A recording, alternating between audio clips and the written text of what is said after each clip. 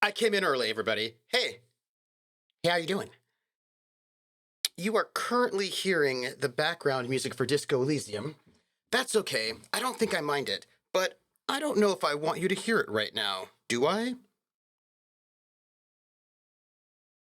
No. I muted it. You can hear it later. Hey everybody, I'm Trooper SJP and this is the Academic Foxhole, and this is our Mac Game Thursdays, and we are playing Disco Elysium. But also, we have all the things to talk about. You know what I mean? Hi, everybody. It's so good to see you. I'm so glad to see you. Look, we've got a lot to talk about. I'm very excited. I'm very excited. Everybody, gosh, it's been a long time since I've seen you. I mean, I saw you, but it's been a long time since I've seen you. Do you know what I mean? And so I'm really glad to be hanging out with you all. There's just so much. Should I go get practicing for their 6-hour salon? We'll see how I can use DaVinci Resolve. We're talking about attempt to make an intro video for the new season of GK. Nice. Hawkeye, that's exciting. I actually need to make an intro video for Vampire. That is one of the things that I will be doing not tomorrow, but the day after. It's been a long time since I wrote. Yeah. No, because I can only stay on for like 3 hours because after this, I've got to go and do traveler prep and then go to bed at a decent time so I can ride my bike, blah, blah, blah, blah, blah, blah. You know how it is. You know how it is. Okay. There's so many things I want to talk to you all about, and I don't. Okay. I will do show and tell first because show and tell involves my hands. So it makes sense that I don't have the game up when I show and the tell it. Go to bed. Oh, no. Oh. Krellin just asked a question, which was clearly some kind of trap. And the question that Krellin asked was, going to bed at a decent time, so you're going to skip CR then. And,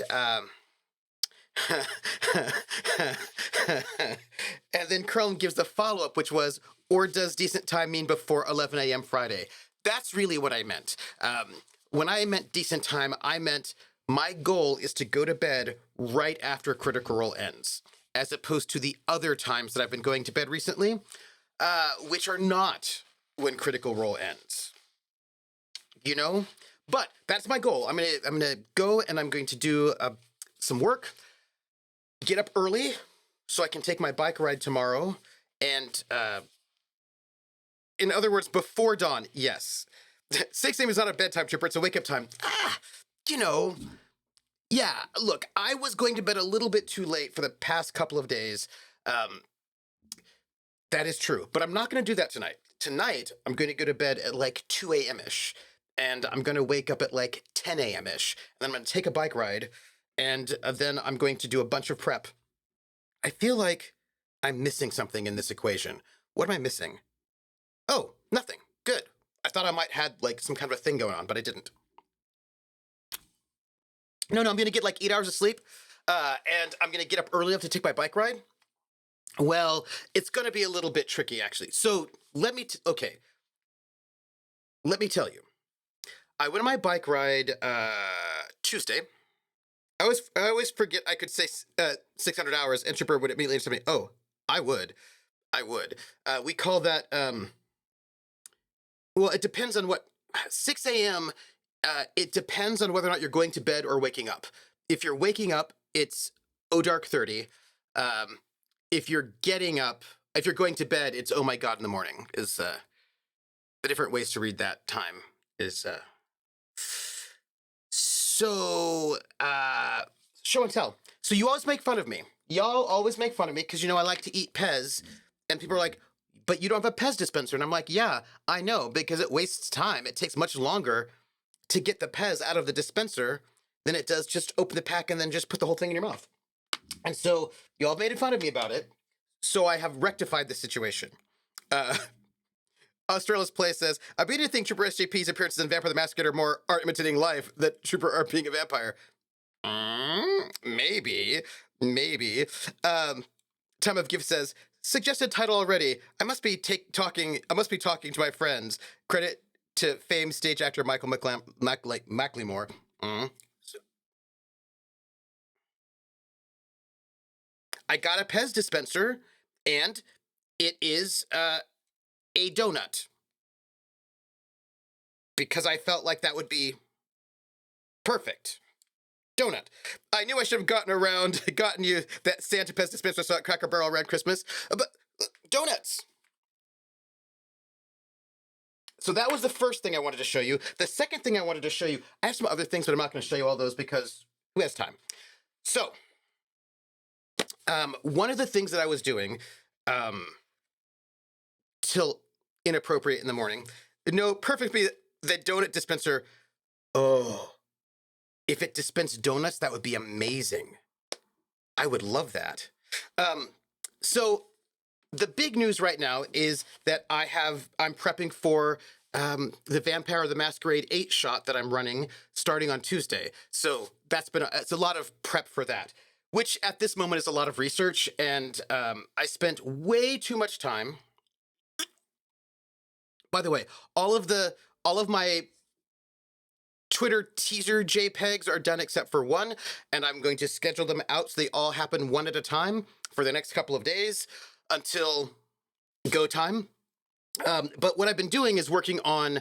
I want to make an intro for it, right? And I know what I want, so I've been like doing lots of searching for stuff. But what I did the other night was I watched many, many, many, many opening credit sequences for blaxploitation films from around 1972 and 1973, and they all have the same, usually yellow credits with a black drop shadow, except that it's not at all shadowy, it's all hard. It's I know, yeah. So anyway, I've been looking at exciting title sequences from the 1970s, and my goal is to recreate an exciting title sequence a la the 1970s. So that is my goal that I want to get done before Tuesday happens. That's what I'm looking at. Mm-hmm. The opening sequences are pretty amazing. But you know, what's interesting is a lot of the blaxploitation films there are a couple different options, right? But many of them have the exact same kind of opening: shots of the city, cars driving in the city, title sequences, funk music, and then some way to highlight whoever the people are. Are you going to get Barry White? I really need Barry White to sing the theme song is what I need. That's what I need. Also, side note, the opening title sequence for Blackula, if you've not seen it, is really cool. That is very abstract and animated and just really, really neat. So I've been going through historical footage of Detroit in the 60s and 70s to find appropriate things, and messing with images. And so I've been very excited about that. We had our session 0 on Tuesday, which was 2 days ago. All of their characters are made. And is it really Detroit if Barry White doesn't sing your theme song? See, this is a good question. I feel like if you don't have Barry White, maybe you could have Isaac Hayes. Do you know what I mean? But I mean, I'm just talking about Vampire. I should shut my mouth. Look, I want something. Yeah, I've got ideas. I would take Hayes. Yeah, like we could take Hayes. Oh, so here's the thing. Where I'm at right now, I'm just gonna let you know where I'm at. I have session 0's done.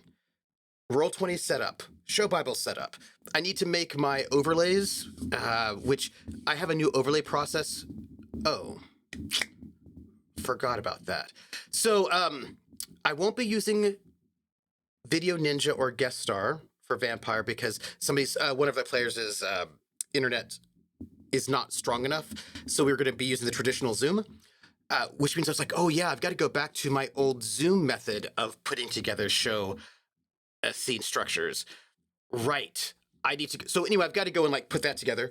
But all of that, I've been working really hard on innovating how I do scenes in OBS to make them more flexible and more a little bit faster to do. My workflow has been very, very good. So the big thing is going to be uh, making the opening title sequence, making the credits, right? That kind of stuff. But it shouldn't be too bad. I'm very excited about it. Um, Shut your mouth. We can dig it. I really would like to. Uh, I mean, I'll go look for some stock '70s music, but I'll see what I can do. So I can just make really exciting myself. But Vampire is on its way. I'm feeling really good about where that is. I've got that's on Tuesday, so I've got to prep for that, but that's not a big deal. I'm running an offline four shot of Good Society. That's all prepped, so that's good. I've got to do prep for Traveler tomorrow. Um, the week after that, we're doing a horror one shot rather than Traveler because some people we've got a couple people who can't be there. We've got two players who can't be there on Friday, so we're doing a horror one shot, and that is a thing of beauty on Roll20 and all set up to go. I just have to go and do the overlay for that, which I don't think will be difficult at all. And because I can just do it all at once, it'll be fine. So what I'm trying to tell you is, this is what I'm trying to tell you.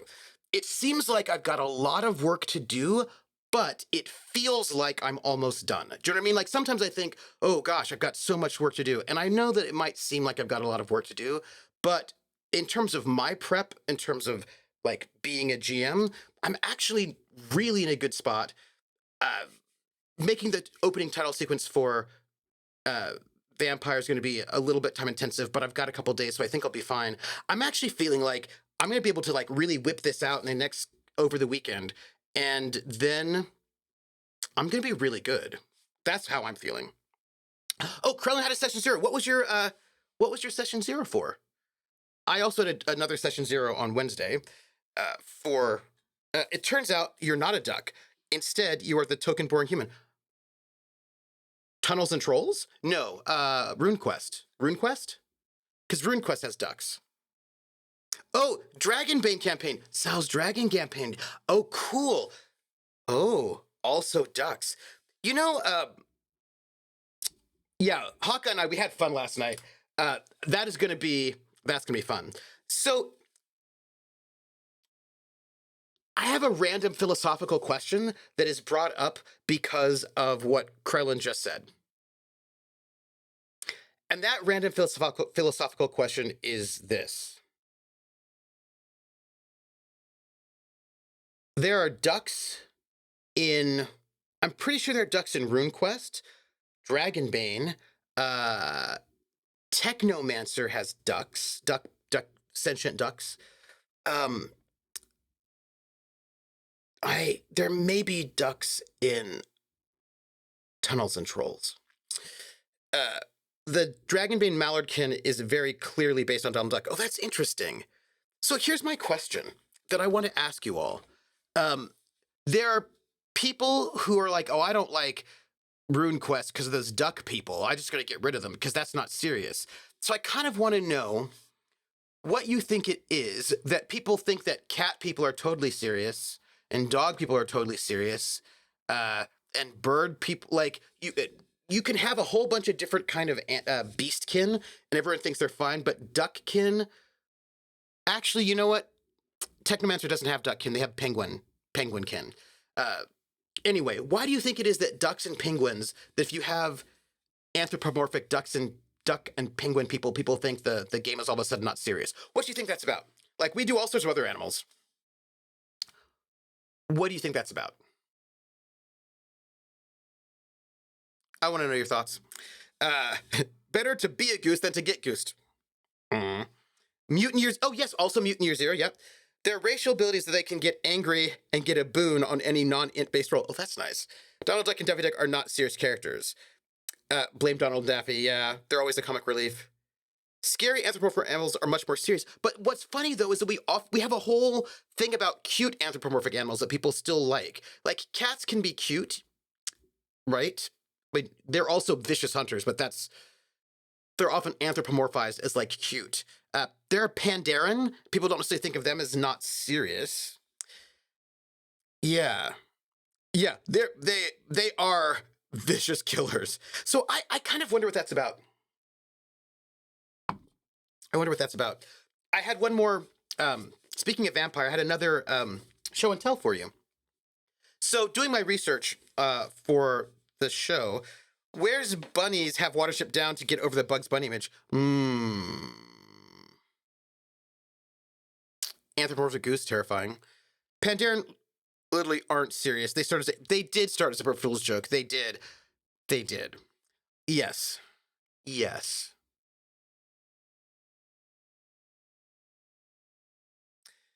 So there was a writer who wrote crime novels in Detroit in the 60s and 70s named Donald Goines.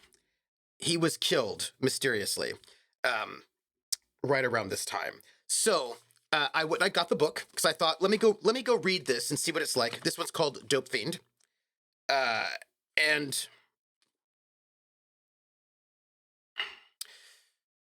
the true black voice of his generation, Donald Goines wrote novels that nailed the harsh realities of the urban experience deep into the psyche of today's hip hop culture, influencing major artists from Jay-Z and 50 Cent to Nas and Ghostface Killah. Dope Fiend is Goines' classic descent into the junkie's harrowing nightmare. Teddy finally got the girl of his dreams. Together, Teddy and Terry filled people with admiration wherever they went. Young, gifted, and black, the future was theirs for the taking. But Teddy had a small little addiction. Then Terry had a taste. Then life took a wrong turn into the darkest, vilest back alleys. Drawing from years of his own addiction to heroin, Goines holds nothing back in this graphic, unflinching tale of lives destroyed by drugs. Each page tells it like it is, the whole truth and nothing but the truth, which keeps you coming back for more. So this is like a book from 19 late 60s, early 74. So this book is from 1974, is when it came out, 1 year after our game is set. Classic. So I got this because relevant, but also if you would like a spoiler or more like a teaser than a spoiler, the current Prince of Detroit, who is not the previous Prince of Detroit, is a black crime author named Ronald Gaines. So not Donald Goines, but Ronald Gaines is currently the Prince of Detroit. And there's your weird look into how I do GM prep. I was like, oh, that'll be fun. So I've added a fictional version of this author, who in real life dies terribly and mysteriously, as the Prince of Detroit for our game, where all of the players are Primogen. So all the players are Primogen. They are 10th, 11th generation vampires, and it is Detroit 1973. Motor City Hollow Crown. I'm so excited, everybody. I'm very, very excited. Remember in Peter and the Wolf, they didn't kill the duck, kill the wabbit.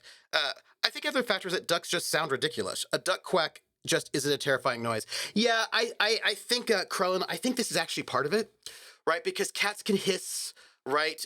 Crows, we seem to be fine with, like, Aarakocra. But also the crow, right? Jason Lee. Yeah, I feel like... Yeah. Yeah. Although I was thinking about mallards could be scary. I don't know. I just feel like, well, actually, geese can be scary. Anyhow, there you go. And it wasn't heroin he was addicted to. Prince Ronald Gaines.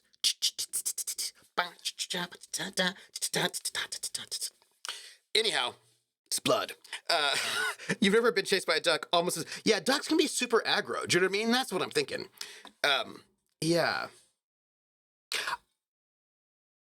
I also feel like people are okay with anthropomorphic bird people, right? When those birds are like crows or ravens, or I imagine you could probably even be like a sparrow person and people would be okay with that. Not a pigeon person. I don't think people would be okay with pigeon people, but it's weird how ducks... It must be cartoons. It must be cartoons. But also I think Cronus is onto something about the quack. Yeah.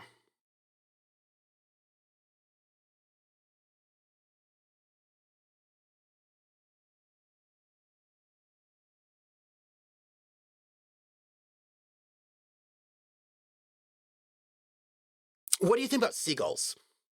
Could you be like a seagull person, and have that be cool? I'm just basically kind of wondering if it's yeah. I have some questions about it. Is all I'm saying. Hey, Valtiel, how are you? Hawkeye says raised mallard ducks, Muscovy ducks, and Canadian geese on the farm growing up. Ducks aren't that bad. Geese, on the other hand, are completely obnoxious. Yeah. Seagull person be like Jawas, scavengers. Yeah, it's like, or you could imagine a seagull person could also be like an old sailor.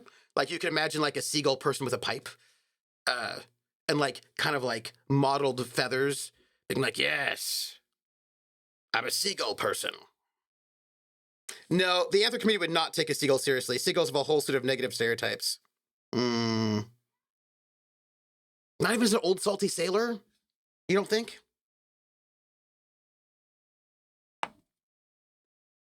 This is a weird conversation we're having, everybody, but I like it. On the other hand, the anther community also lets you be whatever you want too. Yeah, yeah. But see, this is the tricky thing. That there's a slight overlap, but not a complete overlap between the anthro community who are not TTRPGers and TTRPG games that have anthropomorphic playable races. There's some overlap, but not a complete overlap. And I think that's interesting. Uh, Australia says, lol, in the Vampire the Masquerade mirror universe of Detroit, the Shaft TV series is actually more Buffy the Vampire Slayer. Hey, our game is set in 1973, right? Do you know Blackula came out in 1972? The very first Black Vampire movie comes out in 1972. Right?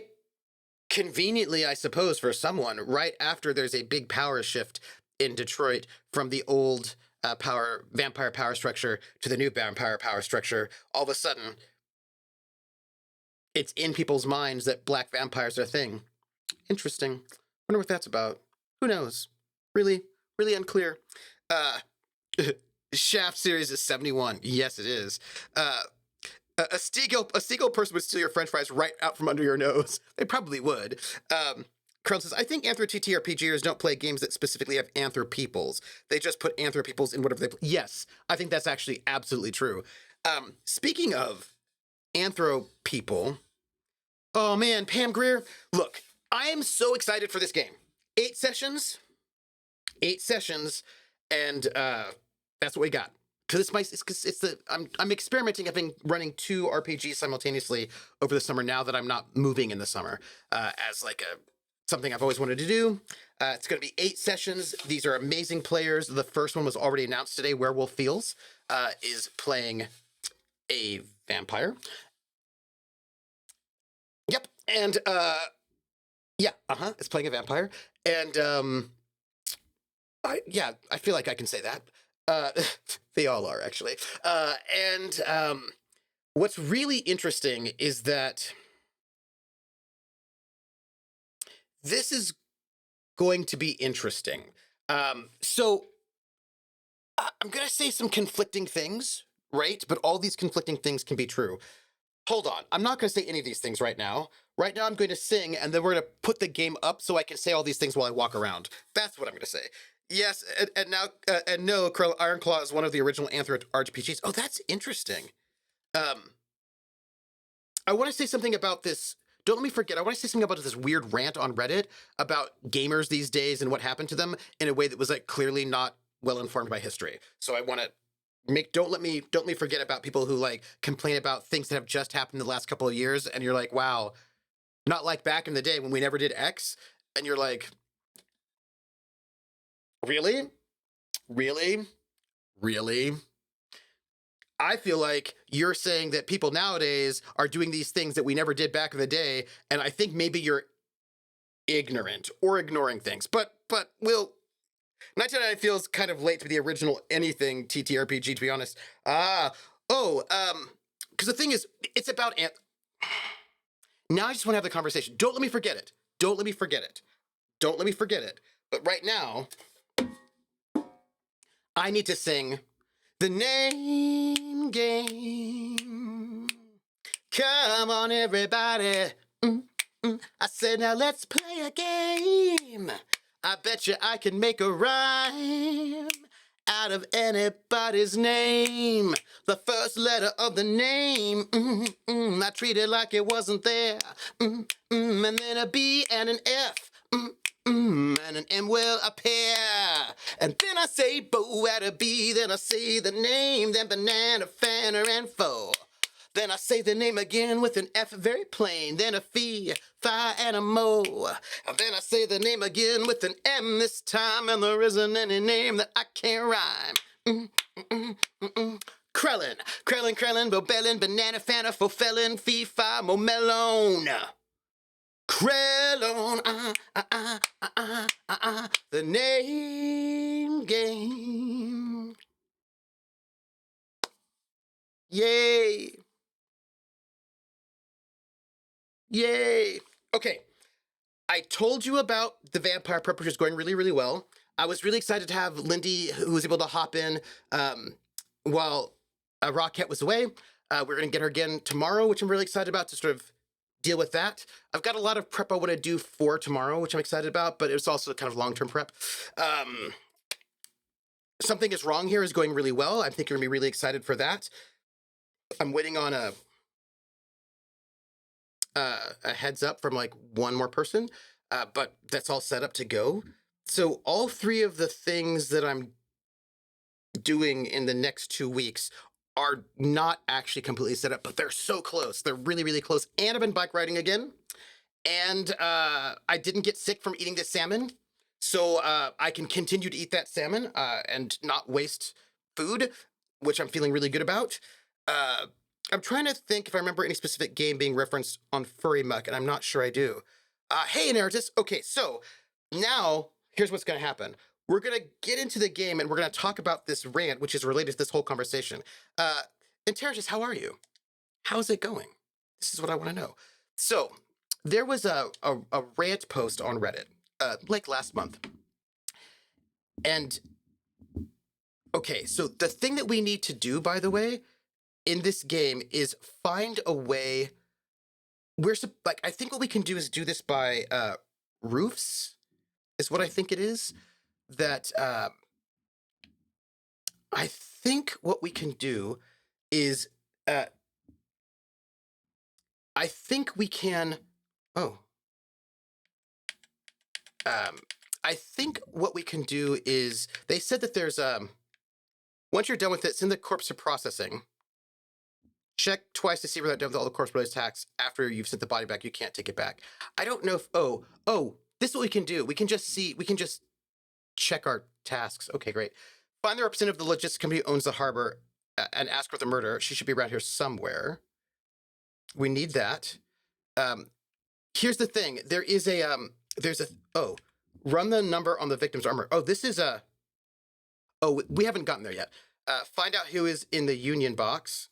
Great has told we have to climb against on top of roofs, I think. Guard has told you some unruly union men gather in the mess hall, right? Right. Okay. Enter the harbor and state the audience. You need to ask him. Right. Okay. So here's the thing. I think we need to get on top of. We have to talk to Kuno.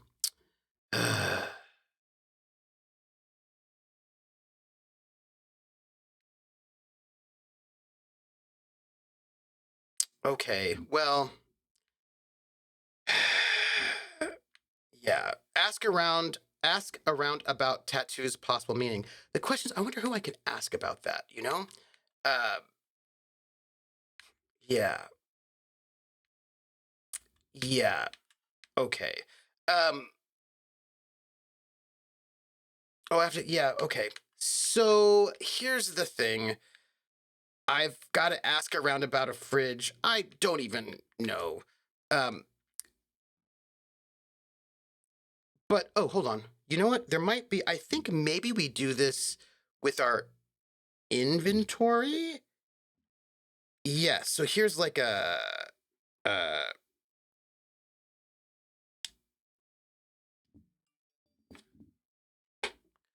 Right. I just want to show it to people. there's another thing I want to tell you all. Remember.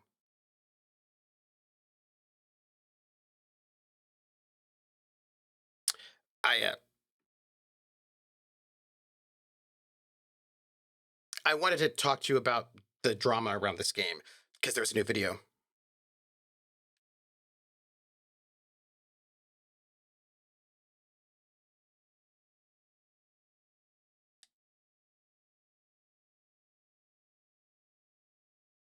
Right.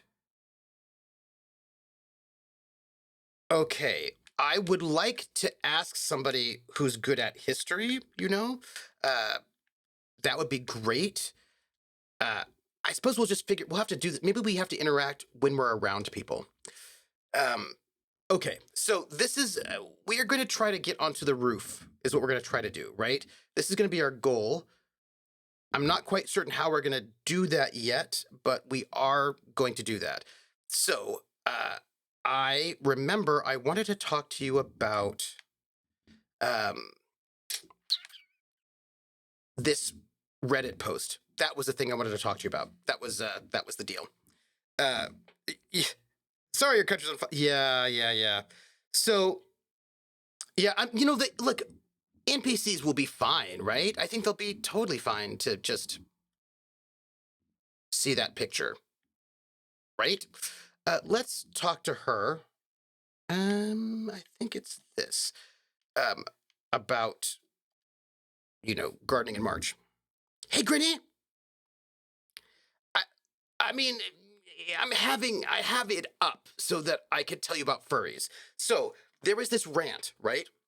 And the rant was on Reddit, and the rant was, I don't get what's wrong with RPGs today. Like, ever since 5th edition and actual plays, like, why is it that, like, RPGs now just have all these, like, human animal things? We never had human animal thing, like the Aarakocra, all these human, like, there were never any animal human kind of races in the past. Why is it all just kind of like furries being like with animal, like, and I don't know, and like we never had any of these kind of things in the past. And I was like, what? uh well, there was a rant on Reddit where somebody was complaining that all of a sudden now, since 5th edition D&D, they're all of a sudden they just shoehorned in animal races for people to play, which has never been in RPGs before 5th edition. And so this person was very angry that games now are catering to furries by including all of these animal races, which has never been in RPGs before 5th edition. It was Reddit, yeah. Yeah, Gamma World, but like, yeah, like, this is what I'm trying Name to, and game. this is what I'm trying to say, right? It's Vulpes. Oh, gritty. And here's the thing that gets me, right? The thing that gets me is that this person was saying, like, because I played when I was playing back in the 80s, there were never any of these things. No games had them. And I was like, that's just not true. Even D&D had them back. Like, what are you talking about? It's just weird to me when people want to pull history, but they have no idea what they're talking about, like, at all. Do you know what I mean? Like, I was like, wow, Teenage Mutant Ninja Turtles was an RPG in the 80s. That game, that RPG existed, right? I mean, there was a Teenage Mutant Ninja Turtles RPG like in 84, 85, 86, somewhere when I was in middle school, right? There are Beastkin in Tunnels and Trolls, in RuneQuest. Actually, there are a bunch of games. Also, Travelers from 77, and the Varg are kind of basically wolf people. You know, like, I'm just saying that if this person thinks that we've only had, like, animal races from 5e, I don't know what to tell them, because they are so supremely ignorant of the hobby they say they've been playing for like 30 years that I don't know what to say. I just don't know what to say about it. That's all. You know what I mean? Like, I don't even know what to say about that. My brain hurts now. Why does it matter? Well, because he's mad about RPGs not being hardcore anymore. I don't, because, and I just personally, it matters to me because I just don't like bad history. And I was just like, I had to do me. Like, if somebody's like, I don't like furries, I'd be like, whatever, I don't care. But for like, back in the day, there never were any of these things. I'd be like, okay, so let me just share with you All the RPGs actually. Here's some dates because I don't like that. Uh, 3E Savage Species Sourcebook had the anthropomorphic creature template that allowed you to turn any animal into a playable anthro-PC. Yeah, right? Absolutely 3E. Oh, love Gamma World back in the 80s college. Oh, that was a good game too. I was a near perfect human in our campaign. Uh, as the movie PCU told us, it just doesn't matter. Dude, I need to play the. Oh yeah, and the TMNT RPG came out before the rebranding of Teenage Mutant Ninja Turtles. Because back in the beginning, they didn't have different colors; they all just wore red bandanas, and it was when they hit more mainstream distribution, they all got separate colors. But yeah. It was a way early team. It was the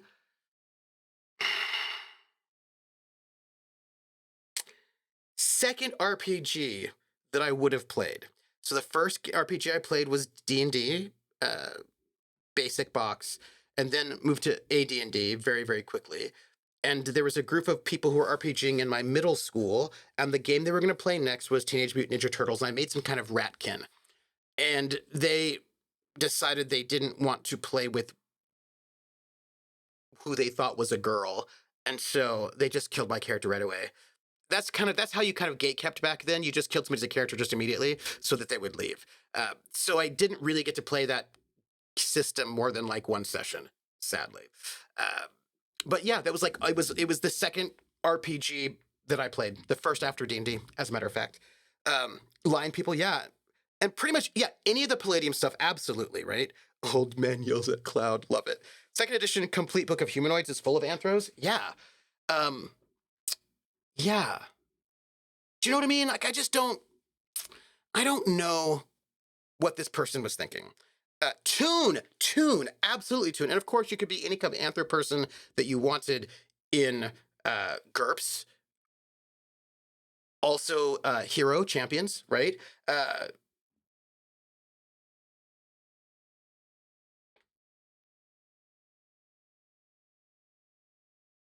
I don't know what to tell you. That's just weird to me. Someone complained on it as a thread you avoid. I just don't like bad history. That's all. Yeah. That is terrible. And the thing that gets me, right, it's the same reason why I get really frustrated when people. So there are two types of OSR people. There's a newer type of OSR people who frustrate me much less. But there's a type of OSR person who's like, back in the day, I'm into the old school revival because I liked playing D&D how it was played back in the day. Because back in the day, there was never really any combat in D&D. And they have slogans, right? Back in the day, in the original D&D, combat was a fail state.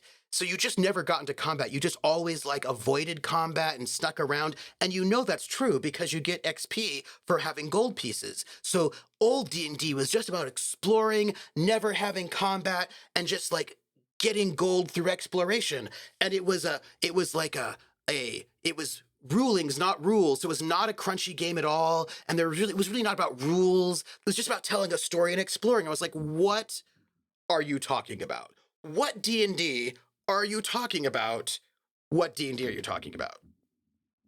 The D&D you're describing is not a D&D that I recognize. I do not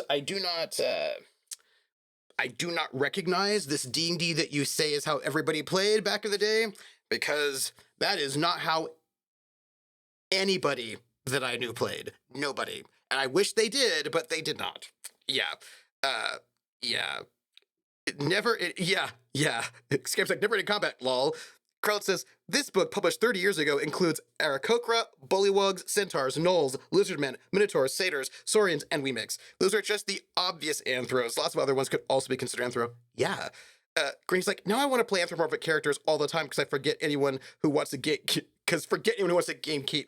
my gameplay. Right. Also, you're also trying to gatekeep with false information. Dislike it. Hawkeye was like, combat was almost all we did in the Iowa Memorial Union back in '84. Good evening, how we roll. How are you?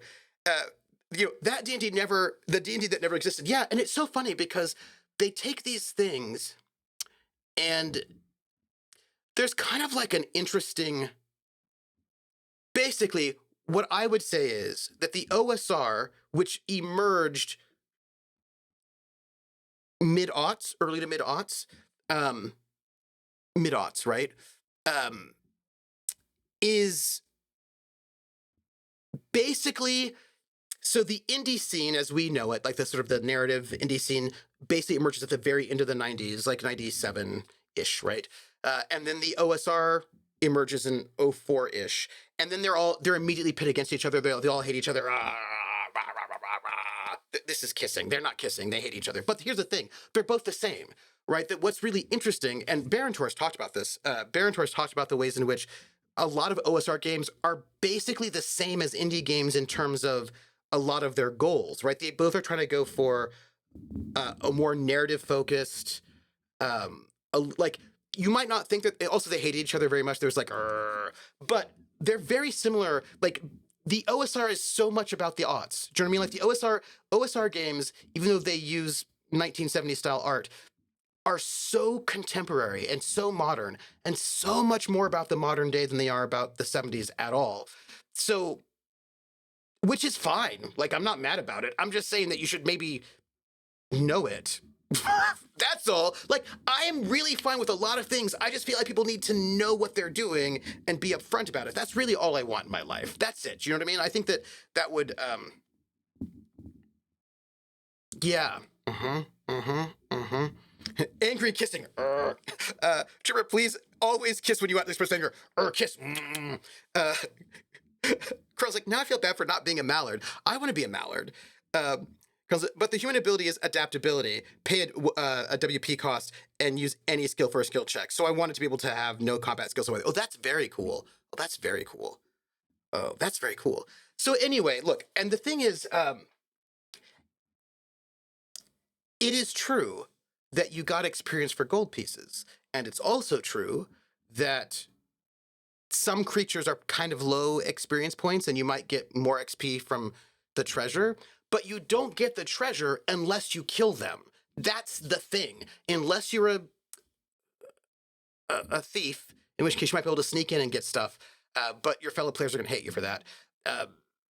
And also, yeah, anyway, so I just was like, why are people saying things that about, like, say whatever you want, but like, if you're going to say things about the past, maybe do some research. Do a Google. That's all I want. I just want to Google. Yeah. Also, the group has 2 wolfkin, a dwarf, and an elf. Doesn't need to just be weird. Rollmaster also had anthropomorphic creatures. I was playing some kind of wolf person in a Rollmaster game in like 1991, maybe. Yeah, I'm just saying it's really weird. And also, there's nothing wrong with playing anthropomorphic people if you want to play them. Like, chill. Chill. Rollmaster. But you can't use the viaduct joke then. Viaduct? I don't know. Viaduct. Why not a cow? Why not a bear? Viaduct? Hey, the sanity clause? Who believes in the sanity clause? Look, I did watch a bunch of the Marx Brothers when I was younger, so. Greeny says, I would be a poor beggar who just runs around killing everything because, again, forget you and your stupid thoughts. Yeah. Oh, I agree with all points, but we could agree that halfling style folk gnomes are the best, right? Oh, you know, it's really interesting to think about halflings and folk gnomes. That particular kind of that particular area, right? And this is, I think, what I think is fascinating about the gnome halfling, that whole gnome halfling area, is that I do not always think that the game has fully conceptualized, and by the game I mean D&D in various editions, have fully conceptualized what they want those things to be and how they want them to be different. Quite like, I remember playing AD&D and I was like, I don't quite know why gnomes are here other than to be illusionists when halflings are here, right? Like, they were so close in their niche, especially when they made halflings less like hobbits. And I really feel like you could probably do something very cool with gnomes by making them a lot closer to like fairy tale gnomes. You know what I mean? Like a little creepy. You know what I mean? Like I think that'd be actually very cool. Make them a bit more fae-like. Would be kind of neat. Hey, you want to buy a duck? Carlin says, my human is the weird one. They all have these really elaborate esoteric names. And then there's me, Jenna Care. I appreciate that. Uh, uh, Tell me what exactly have you been doing in your greenhouses in March?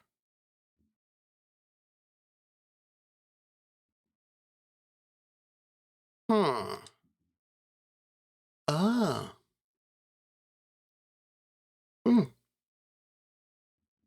Hmm. Uh, I've got even odds for visual calculus. I cannot do this again, but might as well.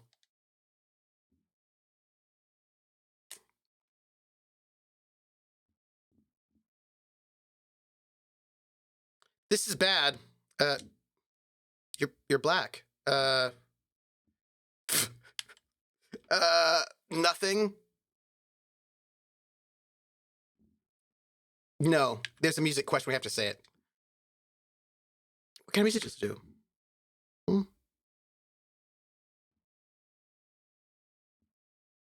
Nothing. I'm awkward. Oh, good. Uh, do you listen to disco? Is what I'm going to say. Oh. Oh, okay.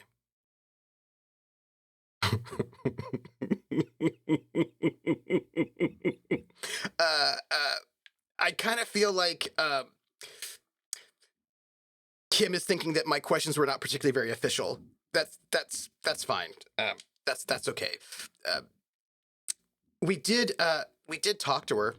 I don't think that we got much out of it, but that's fine. That's fine. We have so much to investigate. Let's see if we can get to the roof of this building somehow. I don't know if we can, but if we can, we should probably try. And I'm not certain if we can get there from inside here, but I wonder if that woman at the no, that woman in the shop may not know anything about history, but that little girl might know about history. Hey, there are way more people here than there were last time. We might be able to find out new things if we talk to people. Talking to people is healthy. We cannot talk to that person. It looks like many of these new people we cannot actually talk to, which is the worst.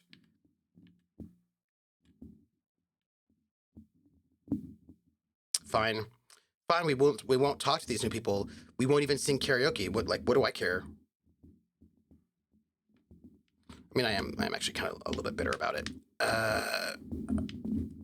I need to do the thing where I get me there we go. Okay. I'm gonna look at chat. Uh, I can't karaoke because I don't have a really sad song. Like I need a miserable sad song and then I'm allowed to karaoke, but I don't have the ability to do that just yet. Sadly. Well, let's see if we can maybe get onto the. I don't know how we're gonna get on the roof, but because it doesn't look. It doesn't look. I would like to know how to get. Oh, maybe Kim can boost me up. Maybe I could ask him and he could give me a boost. Uh, mm,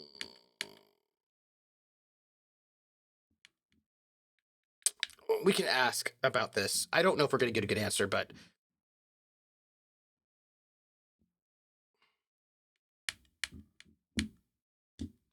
nope. Okay, so he's not going to give us a boost. We do not seem to be able to get in here, but we might be able to get in from our apartment. We'll just check, right? We might be able to find something. Uh, let's see. In my D&D world, gnomes and halflings are the same species. The difference is cultural. Oh, that's interesting. Look, I think you can do really interesting things with them. I just think that they're not always. They weren't all. I feel like they could have just done a little bit better by gnomes. Do you know what I mean? Like I feel like they just could have been a bit better when it came to gnomes. Can we get through this door? Do you think? No. Kim is in my apartment, and I bet it's embarrassing because you know.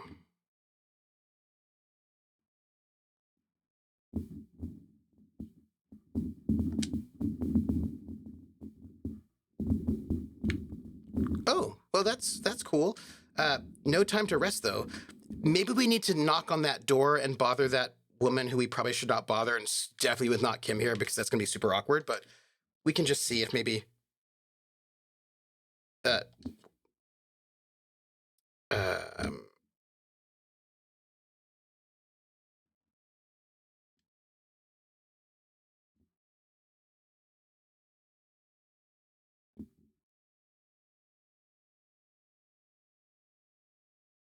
I'm gonna go see what Chad has to say before we ponder this.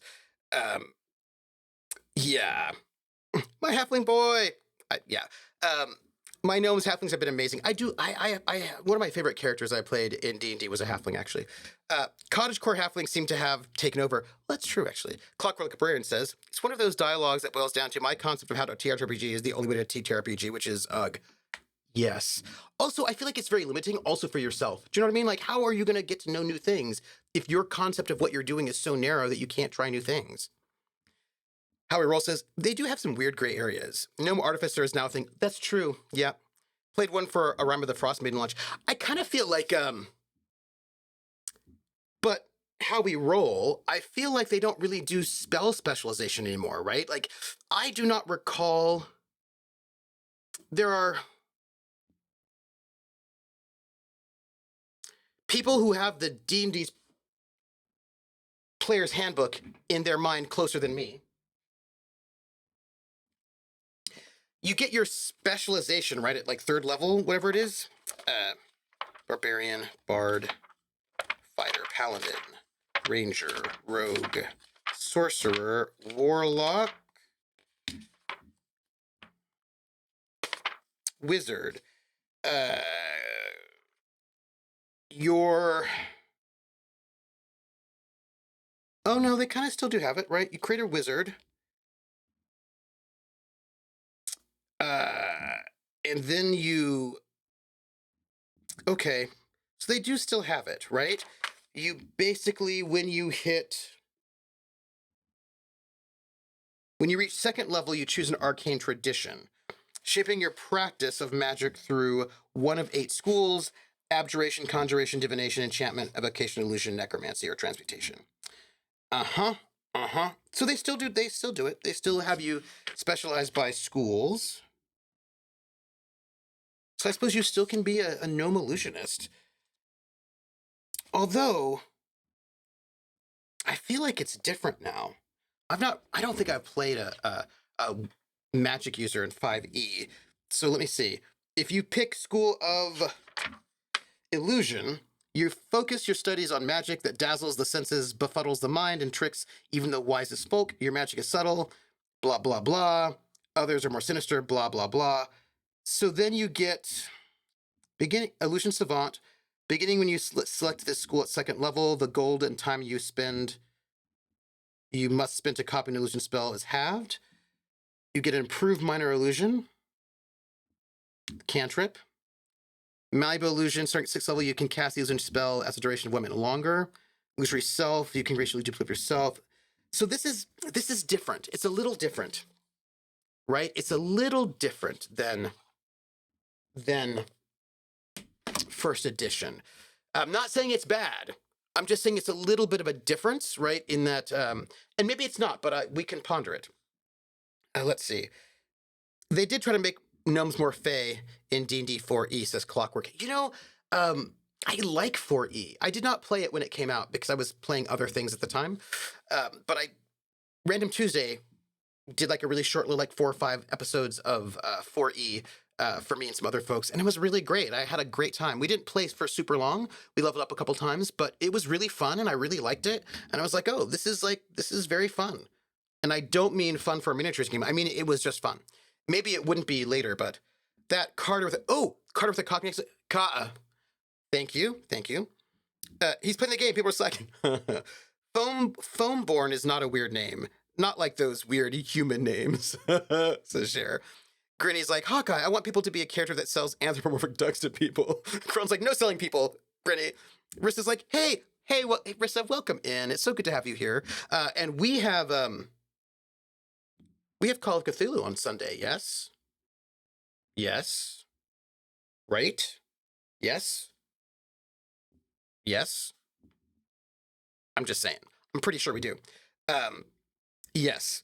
Uh, Come on, ask about the fuck to the police. Also, that response took longer than expected because I was being attacked by your monster. I mean, your puppy. Mm-hmm. Yeah, show the little girl that picture. Of the dead bodies. Yeah. There's a dispo kid. I can't. Yeah. Talking to people is healthy. Trooper, there's this thing called Twitter that disproves that statement. Hey, I'm sure there are spots of Twitter that are just full of people like sharing cat photos. Uh, Twitter's a cesspool of trash that occasionally exists in people. Like, hey, Shawtails, how are you? There's something good. Sometimes, like, there's good. I've had some. I need to finish my. Ooh, here's the thing. Once I finally get myself caught up, I get to finish my Tina Turner thread. Tinker Gnomes felt like a real breakthrough in the gnome identity. I actually think so too. Tinker Gnomes really did feel like a shaping, and I think that Tinker Gnomes also sort of fit with like Tinker Elves, not elves that we think of them, but when I think about like Santa's workshop, they could very easily be gnomes that people like who help Santa. 5e Wizards get a second. Yes, second. But I feel like it has a different feeling from first edition specialization. Grinny says, I miss my half-orc barbarian, Cosmenos. She was my favorite D&D character ever. Ooh, what was she like? 100% my GM let me homebrew some fun flavor stuff. I love that. Also, I love that you have a D&D rulebook in front of you. I just had to check. How I roll says, I had a clockwork buddy who was a penguin and didn't really do much. I bet your buddy was cute, though. Carlin says, and note that the first 3 levels in 5e are so close together and so low XP requirement that getting to level 3 by session 3 is not atypical. Yes, I think that's true. Don't let me forget. I'm just catching up. Even a wizard is a specialist in 5e. There's no generalist wizard. Every wizard is. Yeah, but I feel like their specializations work differently. That's what it seems like, but we'll get there. I've never played a full magic user, Arcane Trickster Rogue or Bard, about it. I played full-on magic users in first edition when I had 3 hit points and died immediately. We don't talk about DB. I'm forever stuck on 3-5. Because I played. It was very fun. Grinny says, right, my friend, I have some stuff you need to care for. What? So you're gonna lurk. Okay, go ahead, lurk. In case I don't return, I love you all, and I will see you on Saturday. I will see you Saturday. Wizard Style says, which is a good thing, because one of the things that 5e rolled back to pre-4e is how fragile low-level characters are. Wizard Styles, they're not that fragile. Do you know what I mean? Like, they feel... 5e characters do not feel very fragile to me. Probably because I played first edition and basic, wherein you got 1 hit point back a day. There were no, like, short rests that got you hit points back, and you rolled for your hit points rather than took your max at first level, and the hit dice were smaller, like D4 for a magic user, and you could very easily just end up with 2 hit points, and there was no healing. There was there's just not a lot of healing. Even if you had a cleric with you, there just was not a lot of healing. It was not. 5e, they feel very not super fragile, like from my frame of reference, Yes. Clockwork says, aside from GURPS, D&D 3.5 is my favorite system for building characters in. I build 3.5 characters as a method of relaxation. Oh, interesting. Do you level them up all the way through to 20 so you can just tack on all the prestige classes you want? Grinny says, wait, Trooper, I actually followed Twitter's pictures of cats where they don't belong. Ooh, cats where they don't belong? That sounds fun. You should link it in Discord so that I can see it. Trooper wrote a short thread about Tina Turner. Yes, I am going to have to finish that. It's only got to this first half of her career. But I'm going to, hey, Atomica. I'm going to sing for you, by the way. Charlotte says, I'm good, planning summer trips and looking forward to the finale of my Numenera game on Monday. How are you enjoying Numenera? Howie Roll says, Lady Penelope Guinevere was cute, a.k.a. Lady Penguin. Oh, I love that. I am nothing if not pun-believable. That is so good, though. That is a pun that I can stand behind. Carl says, I do this making characters with Shadowrun. Yes, I've been doing it with Traveler, but for reasons, of course. Um, Atomic says, I've gotten to be a player for the first time in over a decade this year, and I'm playing a Kobold Paladin. Hey, congratulations. Congratulations. Wizard says, there are general subclasses in 5e now, but I don't think any subclass has to give up a spell school. That's the difference, right? So it's not really comparable to the old system. Thank you, Wizards. That's where I was going to go. You beat me to it. That it feels very different. It feels like in 5e, what happens is you just get bonuses. You're like, oh, if you're an illusionist, you get bonus stuff. Whereas if you were a specialist, if you were an illusionist in uh, first edition, you had to give up some spell schools that you couldn't do, right, as a trade-off. But then I think you got extra extra spell slots, I think is what you got for illusion spells, which was a big deal because you didn't get that many spells and there were no cantrips. Do you know what I mean? Like that's yeah, the power creep is real. I'm not saying it's bad. I'm just saying it's real. Uh yes. Well, 5e characters don't die easily because of death saves. Yes, that too. Also, they just have higher stats and higher hit points. Uh, Australia says all wizards are specialists in 5e, but unlike previous editions, there isn't a negative in choosing a special school. Yeah, but they can still go down to a crit at first level.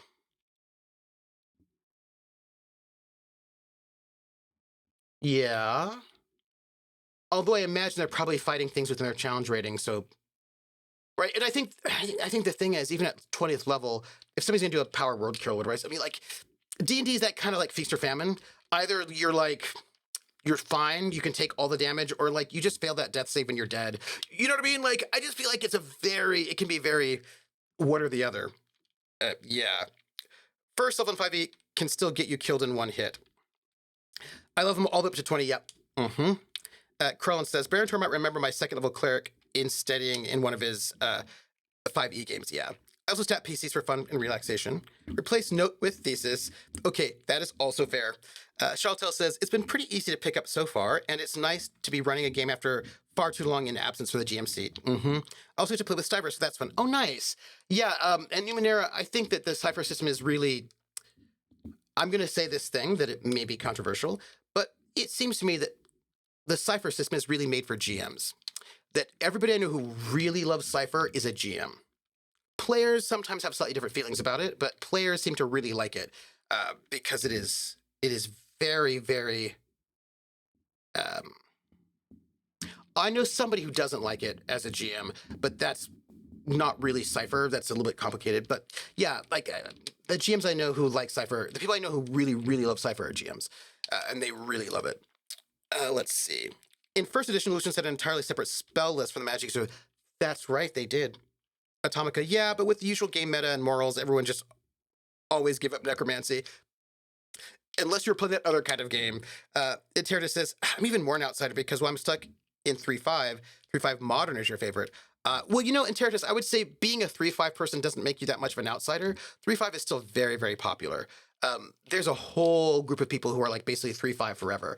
3.5 Modern's a little bit different, but 3.5 still is doing very well. There are a bunch of people basically just, I mean, see Pathfinder, right? I mean, Pathfinder's what 3.75 basically, and that just got its second edition recently. So there have been a lot of people who just basically never left 3.5. You know, still not as dangerous as playing in a free league game system. Well, that's true. Or yeah. Thomas says, so I broke a golden rule with D&D and it's working well. What was the golden rule? Tell me. Just as level 3 is when you become virtually immortal in 5e. First and second level can be a meat grinder. Yeah, yes, it can be. It's harder though because you have short rests, right? And you have short rests. Like you're just a lot more resilient. You're still fragile compared to later levels of D&D 5e characters, but there's a lot like. I think about when they were like, we don't want people to have to play a healer. So basically everybody can self-heal. Like these ways in which you can be you're a lot more resilient. Still, you can still die, of course. Cypher is the easiest system to GM in. You can create almost any game in it. I also think that one of the things about Cypher is that as a GM, you don't really have to think about rules.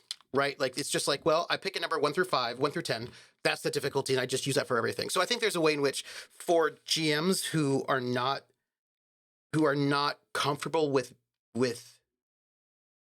crunch, but like structure, it gives you I think that's a space for you, you know. Um, Wizard says, I have fond memories of planning D&D character builds in 3.5, but I'm glad I don't have to play it anymore. I'm still a 3.5 player in theory, says Clockwork, but not in practice. I didn't like character creation in 3.5. And the main reason why I didn't like it was probably because I was playing with some serious hardcore gamers people. But I didn't like the fact that I could not play my character through RP. I could not develop my character through RP, in the sense that I could not start a character at level 1, play the game, find out who they are, and then realize by level 6 or 7, like, oh, this person, as they're developing, should now take this prestige class, because very often, if you did not plan for that prestige class from level 1, you could never get it, right? You're like, okay, I have to make sure, if I want to be this prestige class, I'm going to have to make sure I multi-class and take a level of this. I need to make sure I get this feat first, and that one, or else I'll never be able to get this. So like there's a way in which you have to, like, it's a very gamist system, right? And I could not RP a character's journey and think, oh, it makes sense for this character now to do this thing, because you can't. Like you will get locked out of prestige classes if you don't, especially certain ones, if you don't plan from the very, very beginning. And that was like, oh, so I don't really get to RP the way I like to RP. I don't get to like RP to explore. I have to plan from level 1 exactly what I want to do by level 20, or it's just not going to work out. And that was just less fun for me. I mean, I could do it, like, you know, if I was, because I was in a game where that's what I had to do, so I did. But it wasn't like my joy, you know? Wizard Stuff says, I do think I got into Lancer and now Pathfinder 2E partially because of 3.5 nostalgia, but they are much less messy and unbalanced than 3.5. You know, Wizard, the people I knew who were most angry about the shift from 3.5 to 4E were Magic users who really enjoyed how unbalanced 3.5 was in favor of Magic users at high level. Those were the people I knew who were really mad. They're like, they were very mad that other people got to do things like I'm just, not everybody, but the people that I was actually physically in person playing with were very mad that other people got to do things besides them. They didn't say it that way, but that's really what they were saying. Yeah. Interrotus says, the person in the game turned the shower on hoping it will go away and is waiting for you to go away. No, I'm waiting right here. Interrotus, you're funny. Jared says, the thing about first and second levels is that it's swingy. Yeah, even for 5e, so you can easily die before you get a chance to rest. Yeah. Yes. Dangers of a D20. Atomica says, I split my 7 PC party completely. Oh, they're standing against a god, and as a last resort, he forced them all into an ultimate bribe. Each of them got thrown into a bubble timeline where they have everything they could ever want. They have to resist it to participate in the final war. Oh, that's cool. That is very cool, Atomica. Clockwork says, this is a valid criticism of 3.5. It's not really a criticism. Do you know, Clockwork, I want to say it's not really a criticism in that there are people who love that, right? Like, I'm not saying that's a problem with 3.5. Like, I don't think that 3.5 needs to be different. Like, and this is actually very important to me. This is an important thing to say. There are many people who say, I don't like this thing, so this thing should be different. But what I want to say is 3.5 is really good if you like those things. And I feel like people who like those things also deserve to have a game. Do you know what I mean? Like, it doesn't have to be, not every game has to be made specifically for me, is all I'm trying to say. And I know that, like, and I just wish people online were a little bit more like that. Like, there's some games like, oh, that game's not for me. But that's okay. Like, it doesn't need to be different. It's fine for it not to be for me, because not everything has to be for me. And also, even things that are not for me are still things that I can play. Like, I played a lot of 3.5. Right, I just had to know that if I'm playing 3.5, I have to play in a way that I don't want to spend too much time. I need to adjust how I play, right, so that I'm not bumping up against the system all the time. That's all, right? You know, I was just like, oh, so the way that I like to play most of the time, I just can't do here. I have to do it a different way, right? And it's never bad to be flexible. And I just don't think like, there are some things that I would actually say are there are some things that I would say are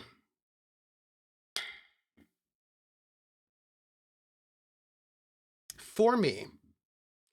I think it's important to be able to tell the difference between a thing that is a personal taste and a thing that you think objectively doesn't work particularly well. The problem is that nothing is objective, right? But for me, there's a difference between, oh, in 3.5, I didn't really enjoy the fact that you you had to know what you were going to do. If you wanted to get into certain prestige classes, you had to know that you wanted to do them from the very beginning, or you couldn't do them, which can be very disappointing, especially if you're a newer player. Um, but that's actually just personal preference. Do you know what I mean? Like, that's just a personal preference thing. There are people for whom that is like the thing they love most. This reminds me, side note, there's like discussion about a GURPS 5e, which I don't know if it's going to happen or not.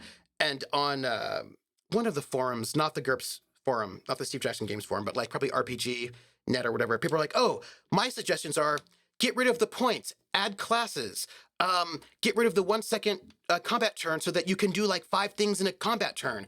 And all the things they're suggesting are things that would make GURPS not GURPS. If you don't want to play GURPS, don't play GURPS. And please, I will note, I have enjoyed.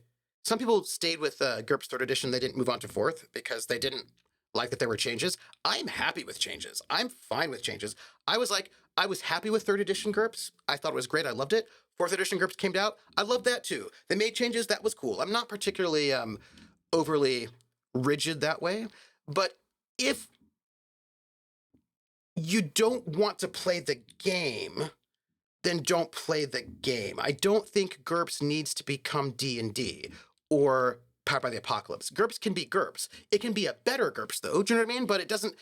It's like, I am not the biggest fan of classes and class and level systems, but I would never say that what D&D needs is to get rid of classes and levels, because there are people who love classes and levels also have a function and a purpose. And I appreciate D&D's class and levels when I'm doing a one-shot. You know what I mean? Someone's like, hey, do you want to be in a D&D one-shot? 5th level, I was like, sure. Boop, boop, boop, boop, boop. Plug in those numbers, or just go to D&D Beyond and just hit random character and it'll just make it for me. And that's easy, right? There's like, there are advantages of it. So I just thinking about the difference between this is a thing that maybe is not my preference, but it's totally fine, versus like a D20, like flat probability curve versus a bell curve. That's just a personal preference. There's nothing wrong with it. But there are some things that I could say I might think as being slightly more objective than other things. Like, let me think. More like, for me, it would be something like, you are attempting to do this thing, but I do not think the game is succeeding at doing this thing, so you could probably do this thing that you're trying to do a little bit better. I think one example of that would be, I think that Cypher bills itself as being very rules light, but I think it's actually quite clunky in certain ways. I think that Edge, Effort, and like they have like 3 different E words that are all a little bit too close, and it can be a little bit too confusing. That the GM only has to pick a number, but the players have to divide by 3. I sort of think that they could do some of that a little bit more elegantly, but I don't think they need to not do it. I just think they could probably just. And also, 1st edition AD&D's editing was not great, and its indexing could be better. Like, so I think there's a difference between a thing you're like, oh, I think I see what you're trying to do. Let me see how I can help you do that better, versus I want you to do something totally different than what you're doing. And I just feel like that's not the best. That one is not the best critique if you can just play a thing that does that. You know what I mean? You know what I mean? Yes. Yes. Yes. Wizard's House. Yeah, you would often need very specific skill ranks and class abilities for prestige classes. There was definitely an element of that. Yeah, people that wanted linear fighters and quadratic wizards. Absolutely. They really did. The fighters often didn't want that as much. But yeah. And Wizard says, and then there were the people that said 4E was too much like an MMO, which is something that I think was mainly based on feelings about 4E changing some terminology in our direction. I agree, because actually I think most MMOs were kind of based on D&D in the first place. And it didn't really, it didn't feel to me like an MMO. I think it was, in many ways, some of the things they did were just codifying things that people were already doing, right? They just gave them new terminology. It was fine. Australia says, D&D and Pathfinder are pretty tame compared to FL and the D66 rolls. Yeah, Free League. You reach 0 HPs, and in D&D Pathfinder, you've got at least 3 rounds with 3 failed death saves before death. In Free League games, you reach 0 hit points, you automatically roll on the D66 critical injury table, which may result in insta-death or your character being maimed in some way, depending on the roll. And if they hit you again while you're at 0, that's another roll and another second or two. Yeah, right. Krillin says, I don't like horror, so I don't watch horror. I don't try to change the horror to be My Little Pony. Yes, Krillin, that's like my point. And the thing is, like, I'm not into torture gore horror, but like, I just don't have to watch that. You know what I mean? Like, other people can watch it, and some people really like it. I'm happy for them. You know what I mean? Like, that's all. Like, things can coexist. Clockwork says, that makes sense. I do think that there should be a bit of flexibility built in. Later, 3.5 added a retraining element that allowed players to tweak a character's options in play in late game. So it's interesting, Clockwork, because in my default, there's like a whole thing about character sheets, actually, right? That there's a whole thing about character sheets and what they mean and what they're about that is a little bit tricky. And in D&D, like my D&D self is different than some other people's D&D self. And I don't mean that like, because I'm like woo-woo, like story. Sometimes I'm quite rigid, but just in different ways than other people are. And because for me, it's about like my default is like kind of like a realism default. And so there's some things that people do in D&D that push back against my in-game realism ideas, and some things don't, right? So it's a funny thing where I have grown up seeing your character sheet as a record of the things you've done. And so there are people who will say, I played 5 levels of fighter, and now my 6th level is going to be a barbarian, but I think I'm really a barbarian, so let me just go and erase those first 6 levels of fighter and just turn them into barbarian levels. And there are a lot of people who are like, oh yeah, absolutely. It just go and like swap out that 1 feat and add in a new one. Just tweak your character to go and like, right? And for me, that is just like not how I see a D&D character sheet, right? And people would say, yeah, but if you want to be optimized, right? Like you have to be optimized so you can get the most, so you can do the challenge rate. So like, why would you keep some level that you're never going to use or it's not optimized? That's not good. So you should be able to like just swap out levels if you need to and put in new levels so you can actually play a good optimized character that can actually sort of like contribute meaningfully to the challenge rating, etc. But for me, for the way that I have generally grown up thinking about a D&D character sheet, but you were a barbarian or you were a fighter. You were a fighter for 3 levels. That's from like age 18 to age 21, you were a fighter. And you spent the money to train on those levels. Like you had to actually go to a trainer and spend that money on it. And that's what you were doing. We all saw you run around being a fighter in the game world. You had a sword and a shield and you used fighter powers and you did that. And then you decided to change who you were and become a cleric. You found a whole religious calling and now you're a cleric. And the idea that you can just swap out those fighter levels for cleric levels because it makes you more efficient is just at odds with how I perceive a D&D character sheet. I know that many people have no problem with that and would find my problem with it is odd, actually. And maybe actually even not cool because you're just sort of hampering a character that needs those things to be able to sort of survive. And it's just one of those quirks of me, right? Like it's just one of my quirks. I'm not saying that it's right and that other people are wrong. I'm just saying it is just kind of one of the weird quirks. And so if I'm in a game where the GM is like, oh, you can swap out levels whenever you want to make your character more efficient, that's fine for other people to do it. I just would never do it myself because that does not tend to be how I sort of conceive of my D&D character's journey. I do not conceive of the character sheet in that way. And so even if it is an option, I will not take it. Now, other games, it's totally fine because the game is sort of conceived differently. But that is one of those things. And that particular conception of a character sheet was is also how I do GURPS.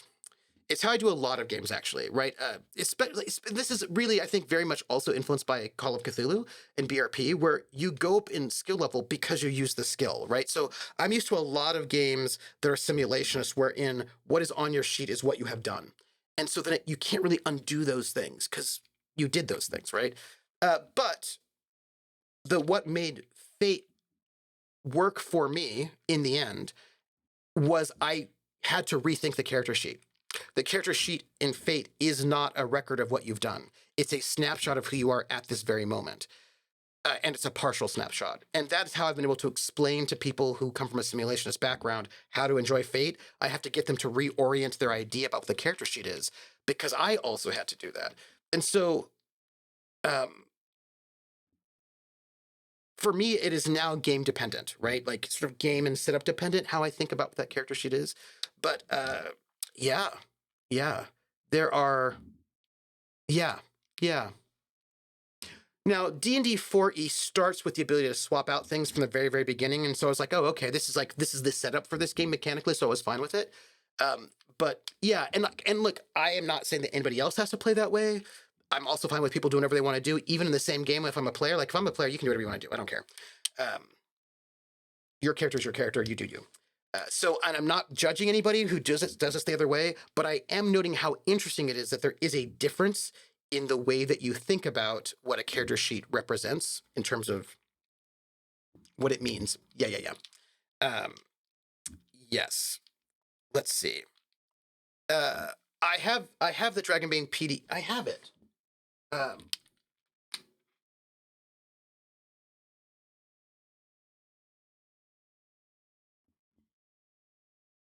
have, of course, all the PDFs because I kickstarted it. And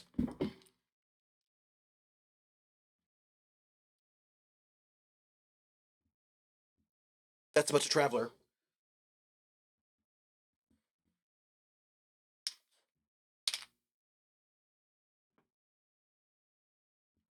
That's Blade Runner.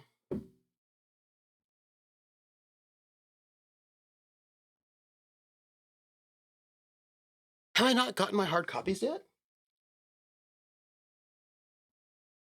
Have I not gotten my hard copies yet? Maybe I have.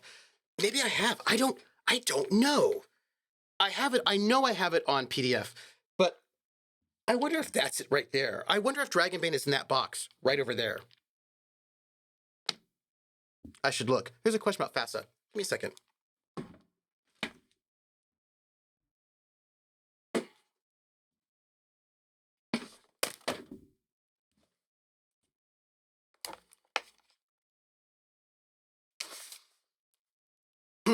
Okay. Clockwork says, my DM is pretty generous, compassionate, would allow players to make adjustments for that sort of situation after character creation as well.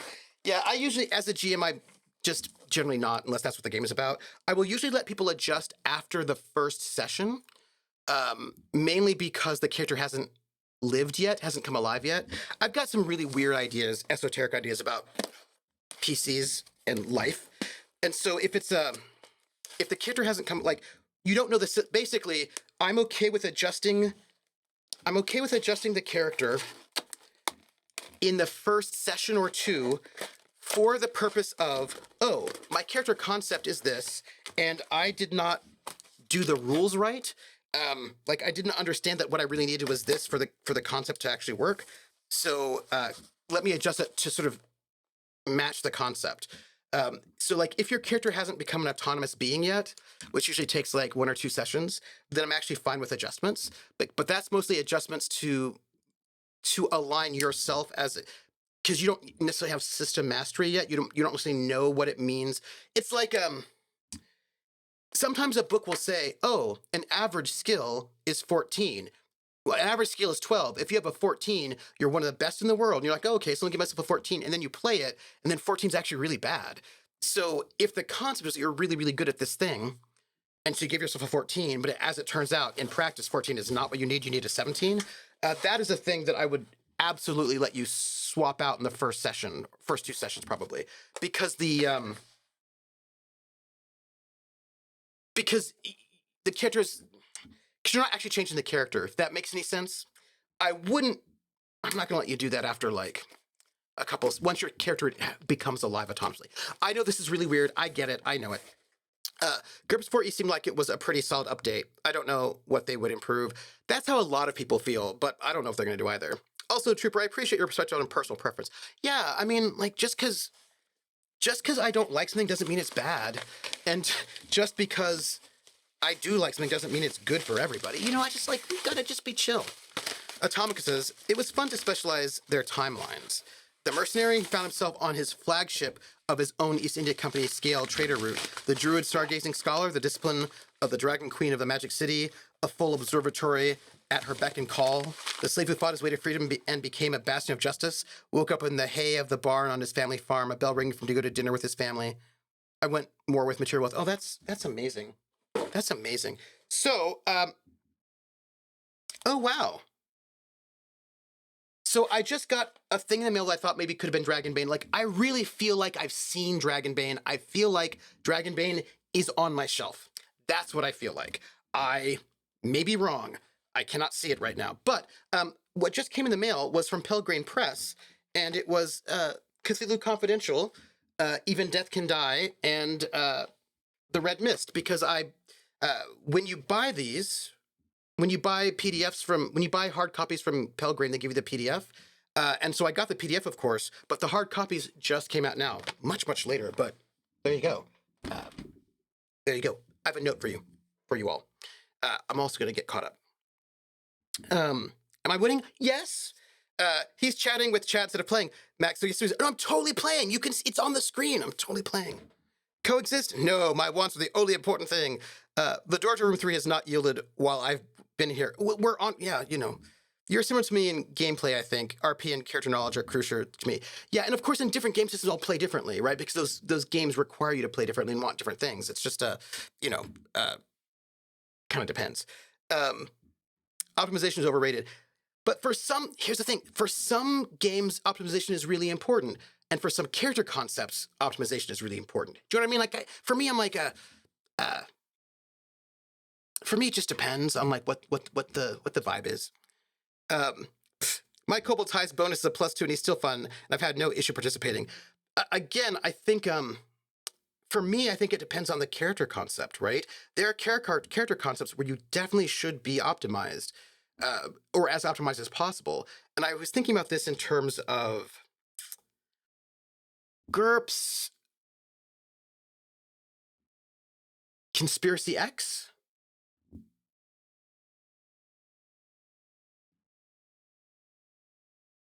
Maybe. I think also GURPS Special Forces. GURPS Special Forces straight up says you must have these minimum stats, and you cannot have these disadvantages. And I think that the point being, and also you have a lot of points, and I think that there are certain character concepts that you do have to optimize because the concept itself, the RP concept, is an optimized concept. Like if you are, if your character concept is that you are a top MMA fighter, right? One of the best in the world. And you're like, I'm not going to give myself any fighting skills or strength, then you're not going to be able to fulfill your concept. You know what I mean? And I think, so for me, it's about, for me personally, I'm always about like wanting to fulfill the character concept. And sometimes that concept, if you do not optimize, you will not actually be fulfilling the character concept.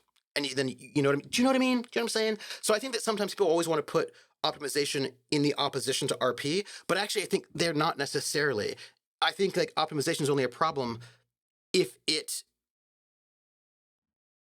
contradicts your character concept and vice versa. Because I think you can make an unoptimized character that doesn't make any sense either, right? If you're like, yeah, my character has 2 hit points and also has consumption and has no fighting skills and is the #1 gladiator, and you're like, how? Right? And then they die in the first session of the game because they cannot back up that story. Right? You know what I mean? They're like, well, but I just want RP. And you're like, well, but you need to pick a different concept because the concept you've described is not reflected mechanically in your character. That's all. Wizard says, people letting go of things they used to do and forgetting old skills make perfect sense to me. But there's a disconnect there with the way D&D characters don't just change like people do in real life. They keep gaining power levels.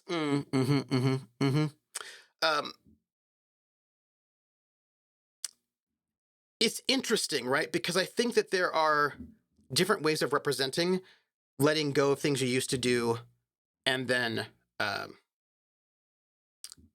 uh, like skill degrading, right? Like I think GURPS has an optional rule for skill degradation. It might be GURPS, might be a different system. Like there are some systems that will have skill degradation as a mechanic, but you don't just get to take those points and then just put in something else. Your skills just degrade after a while, unless you like train them or whatever. So I think there are games that will sort of that model degradation. Now, I also say that Fate does this, but Fate is different because Fate's character sheets, part of it's like, what is your character sheet, right? This is another thing.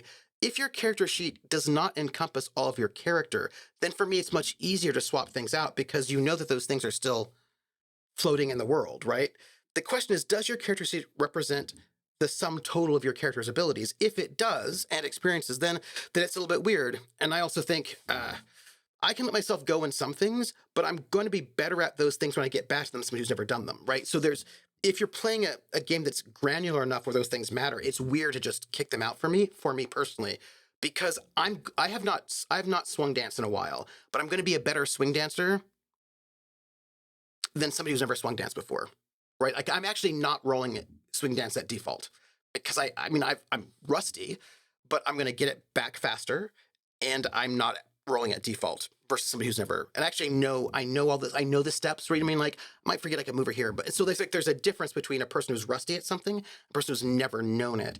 And if your game cares about that level of granularity, then it's weird for me to like what is the game doing is part of the question. And if the game is not like, Fate just doesn't care about those things. And so I'm never bothered by swapping things out because it's just not, it doesn't care about that. But other games feel a bit more like that than others. Do you know what I mean? Do you know what I mean? Yeah. Max says, I recently brought in a First of all Bard after my Ogre Barbarian died. He only has a dagger and doesn't wear armor. We'll see if he lasts in a D&D game. Which edition? Wizard says, yeah, and of course, in D&D respects happen overnight, which, yeah, some disbelief needs to be suspended there. And there are ways to play D&D where your character is not actually a person. They are an archetype or a pawn, and then it really doesn't matter what you do. It's fine. You can respec, because you're not grounded in reality, right? If you are playing D&D in a way that your character is not a person, they are an archetype that you use to do archetypal adventures, then of course respecting matters, because Superman's not consistent as a character in what kind of powers Superman, what things Superman can and cannot do. Same thing with Batman, right? Many comic book characters are just not consistent. Consistent human beings. They're more archetypes. And if you're playing D&D in an archetypal way, then sure, go ahead, right? Like respec immediately. These like it's as a matter of fact, like gain skills you never used previously. Go ahead, right? You can like it's just a what is the concept of what you're doing?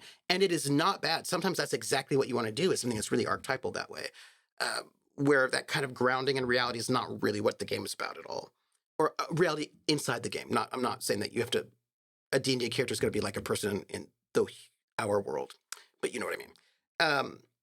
Yeah, that's why I prefer skill-based games to level-based games. Call of Cthulhu, yes. Dragonbane also does the increase the skill because you use the skill thing. Nice. I know. I swear I imagine seeing a hard copy in my face. Maybe I did not. I want to look at my bookshelf, but I can't.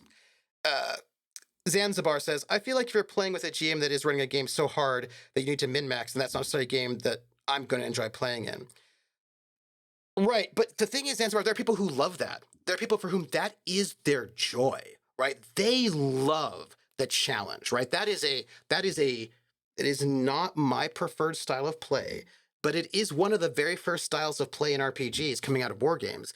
And it is a super legit style of play where the players want to be challenged. They want the GM to throw fiendish plots, fiendish traps, weird monsters, falling rocks, waterfalls, walls closing in on them, like where you have to like have every single ounce of you as a player need to be on top of things. And here's the thing, this is classic gamist style.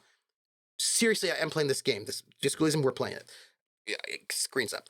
This is the joy of a gamist game. For people who like gamist games, the joy of the gamist game is that the victory does not belong to your character, but belongs to you. Right? In a game like in other styles of games, if I want my character to be good at tactics, I just roll a tactics roll, and then because my character's good I built a character who's good at tactics, I roll a tactics skill, and then the GM's like, okay, so you succeeded at tactics, here's what you need to do. I'm like, great, and then I do it, and woo, right? But if you're playing in a game of style, it's not the character, it's you, right? Can you do the tactical thing? Can you make this character, janky and cool in a way that'll let you do this thing? Can you figure out how to do a thing? And then if you do, you win, right? And that is an appeal and a style that's super legit. It does not tend to be the style that I favor, but there's nothing wrong with it. The only problem is when people are playing in different styles and have not had a conversation about it, right? Like, I think I'm walking into this style of game, but then everybody else is playing this other style of game, and that would have been me playing D&D in the 80s, and that was no fun, but that wasn't D&D's fault. That was my fault for not, well, I mean, I think it was the whole community's fault for not actually having thought through styles and ways to be communicative about it. But, and I think to defend this style, which is not a style that I particularly like, and I spent almost all the 80s talking smack about, it's easy to poo-poo it and be mean to it when we're talking about combat, because then you're like, well, I'm just more intellectual than you, and I'm like, blah, blah, blah, blah, blah, blah, blah, blah, right?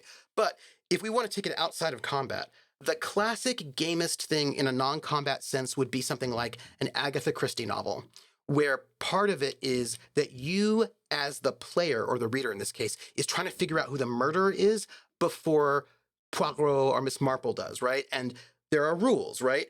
Agatha Christie has to be fair. She has to give you all of the clues. They have to be in the book. It's not like Sherlock Holmes, where as a reader, you're not going to be able to guess what Sherlock Holmes was doing because, right? Some of the information is hidden. But like in an Agatha Christie novel, like in one of those, in that style, all the clues are going to be in the book. And so you should be able to figure it out. And it becomes like, and if you figure it out, part of reading that book is about trying to figure out that puzzle and then being like, yes, I figured it out before I got to the end. Yeah. Right. And then you can feel accomplished as a reader, or as a player, because you did it. Now, some people don't want that experience. They just want to read Sherlock Holmes and be like, wow, that's amazing, and have that experience. But it's just different styles, and none of them are bad, and none of them are wrong. They're just different, and just being aware of what they are so you can articulate your wants and needs is really, I think, the most valuable thing, right? And actually, maybe sometimes what I will say is, for me, reading Forge Theory, right?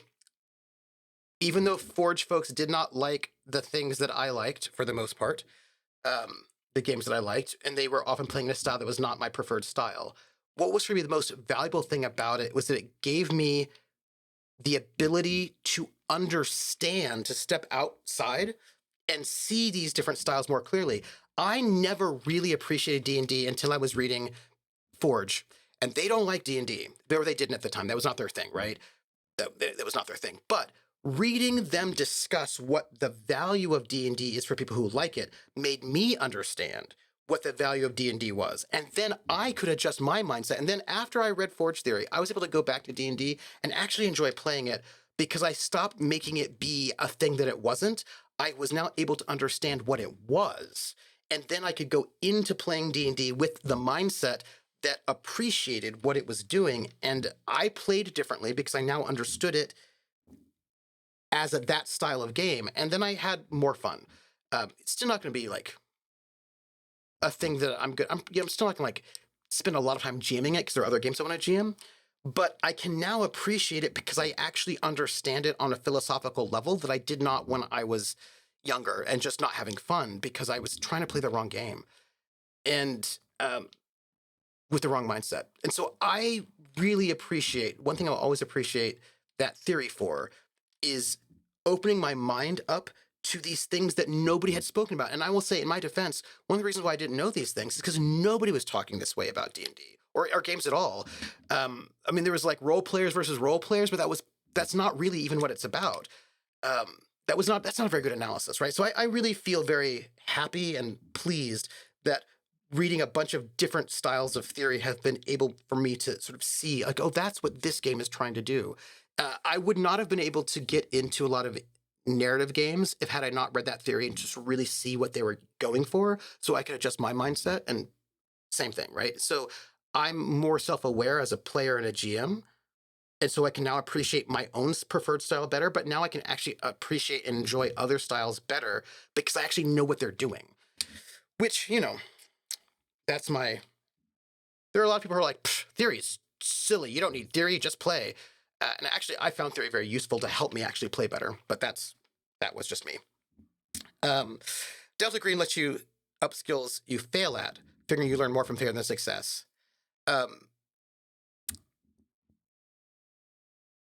I feel like Max, if I were going to do it, I feel like there should be a tipping point. I feel like before 50%, let's say, you level up when you level up your skill when you fail at it, unless it's a crit fail or whatever. I think what it should be is something like in my mind, because I've thought about this with Cthulhu, that if you don't have a skill yet, it is really hard. It's really hard to level up that skill. Like, I have a character who's learning lockpicking, and his skill level's like 10, 11, which means he almost never levels up. It's terrible. But I feel like there should be, like, in my mind, there should be a way in which, like, when you first start it, it's much easier to learn. So maybe you actually learn on failure. So, like, you could be like, if you fail, you learn until a certain threshold, and then you only level up if you succeed at basic success. And then when you get a little bit, then you level up at a hard success, then you level up at an extreme success, right? Like, I feel like you can do a scale, right? Because for me, that makes sense in my mind if to model that in my mind. Anyhow, hey, Artie, how are you? As you can tell, Artie, I'm behind on chat, but I'm very close. I'm getting there. Max says, question, did you ever make a FASA Star Trek character? I did. I actually still have the FASA. It's in storage. You actually go through the entire crew up to the point where you start playing the character race. Yeah, I love it. I love it. I thought that was great.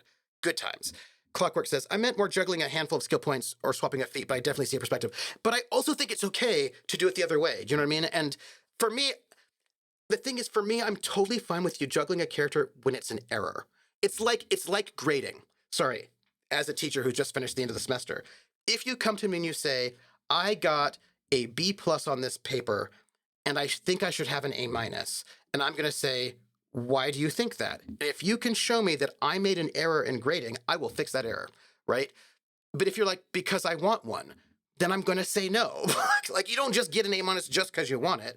What you did B+ work. If you do B+ work, then you get a B+.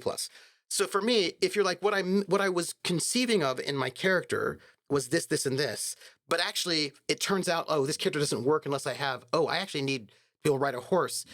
Can I juggle the points because this character really needs to be able to ride a horse? Then I'm like, absolutely. Do you know what I mean? Like, those are things that I'm totally fine with. I'm also fine with juggling things that have not come into play yet. Right? So, like, let's say you had poetry as a skill, and we've played 5 sessions and it has not come up in play yet. So it is not yet real in the world. Your poetry is not yet real in the world because it's not come out in character. And you said to me, hey, I know that I have poetry on this character sheet, but as we've played, I realized that my character wouldn't have poetry. They'd have punning.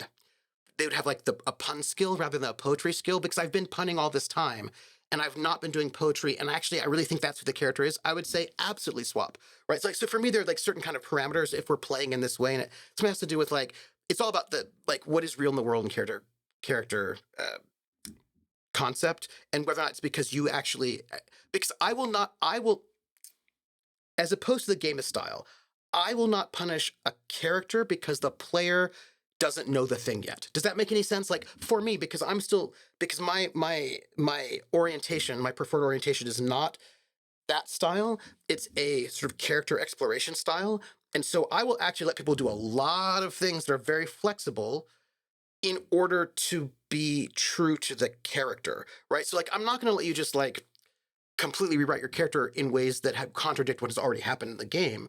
But if there are these things that haven't happened in the game yet, and you realize that for the character that as you've developed, they need this thing, I'm going to say yes. I might even give you extra points for it for free if that's the thing that actually absolutely you need to have that thing. So for me, so there's a way in which I might seem very inflexible in some ways, but I'm also way more flexible in others, just depending on like what the core goal is. It's just my weirdness.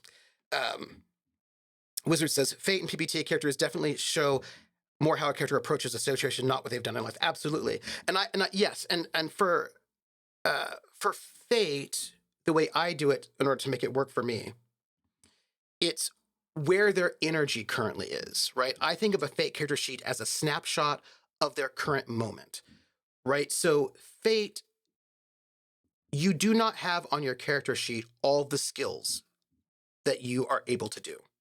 You only have a small subset of skills. You can do other things, they're just not on the character sheet. So the idea, one of the things about fate is that there are things your character can do and that are true about your character that are not on that character sheet, and that is accepted.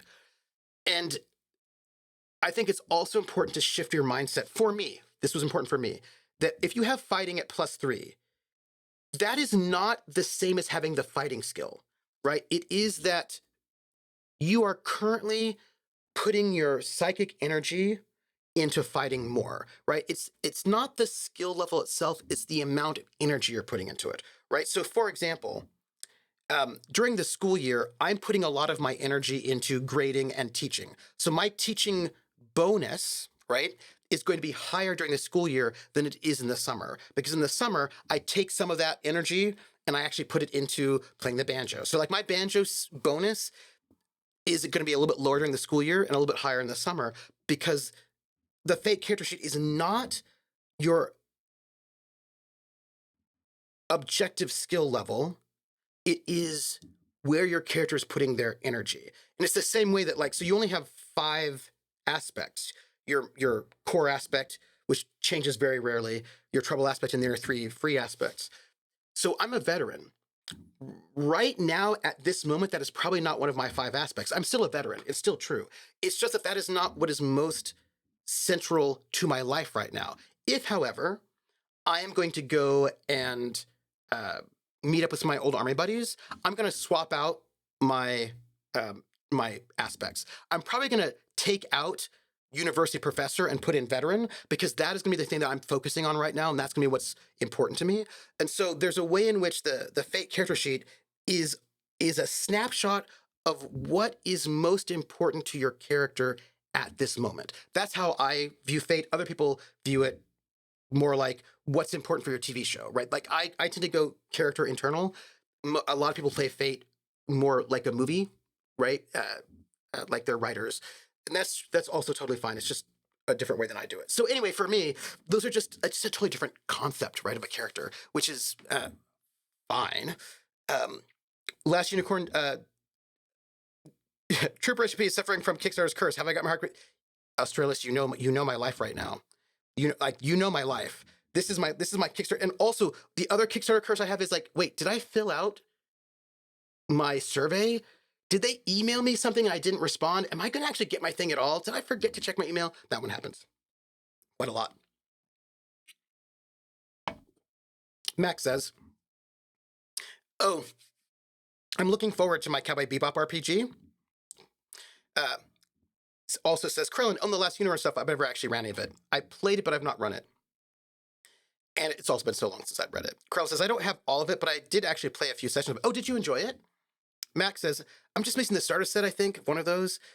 What was the other company that made a Star Trek game before Modiphius? Coda.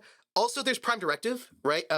There's Prime Directive, and there's also GURPS Prime Directive. But Prime Directive was the Last Unicorn, right? Right? Yes? Yes? Right? Carl says, I feel like Shadowrun is a setting system that encourages both optimization and characterization. Mm-hmm.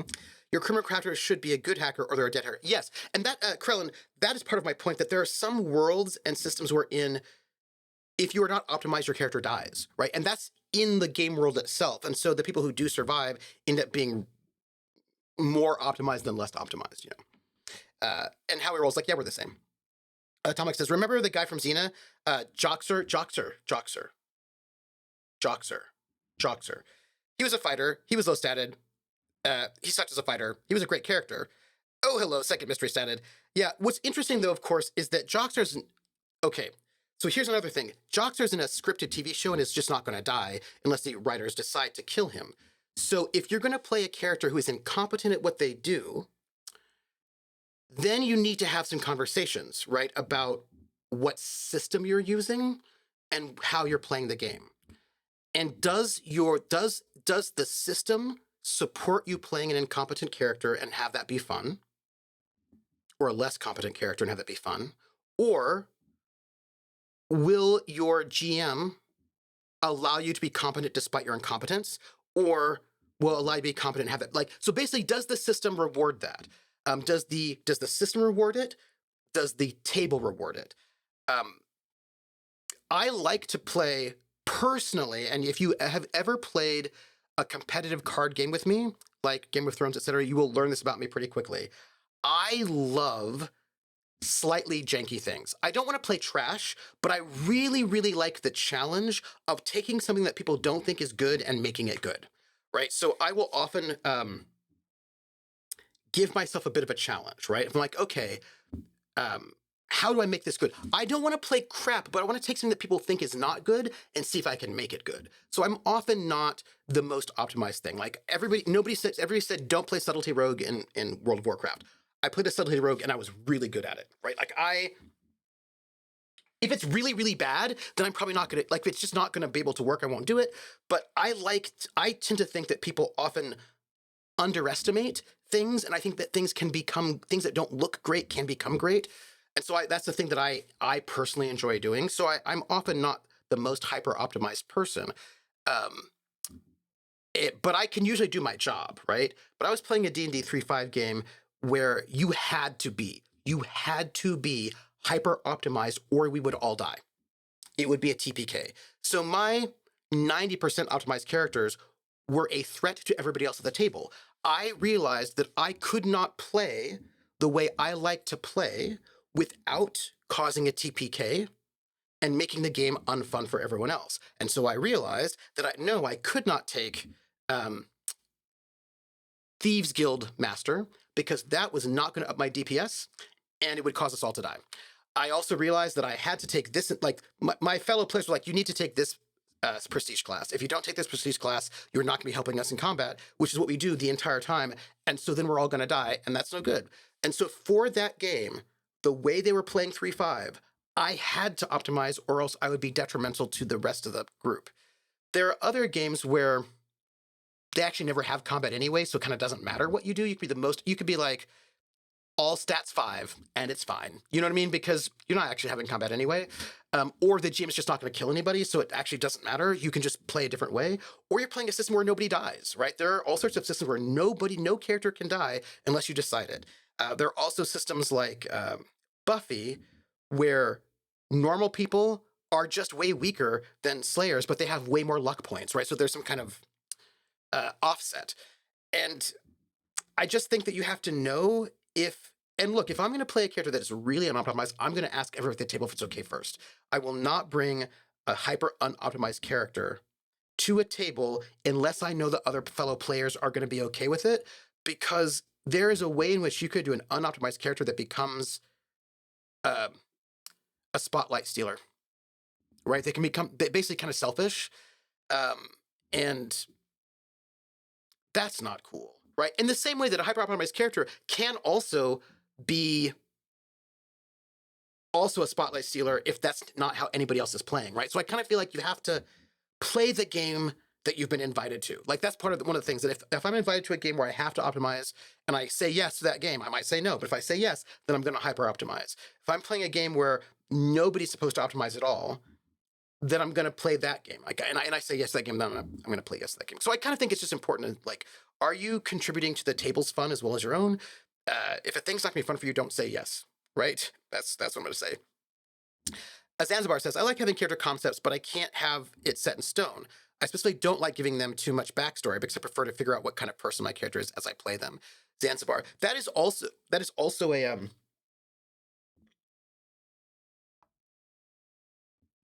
super legit way to play. There's so many different ways to play, right? In some games, you can't make a backstory because that's not how the system works. In some, you are supposed to. I tend to go for very intense and thought out backstory that leaves the character in a transition point wherein I do not know where they're going to go. And then we develop and play what's going to happen from there. That tends to be what I like. Like I was like, okay, I want to play like in this Transhuman Space game. In this Transhuman Space game, I played a bigot, right? So like a character who was kind of conservative and bigoted.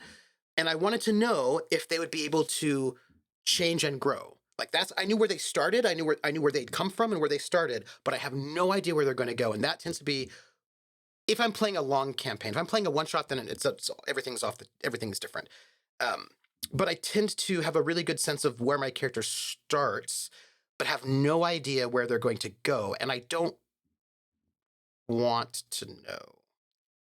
Um, there is this 10-minute character background document that goes around, and it's helped to make character backgrounds, and it's actually very hard for me because of the questions they ask. I'm not bad at backgrounds, but this one is hard for me. One is like, and there's the one thing that is really hard for me is say two goals. One, which is your character's goal, and one is your goal for your character.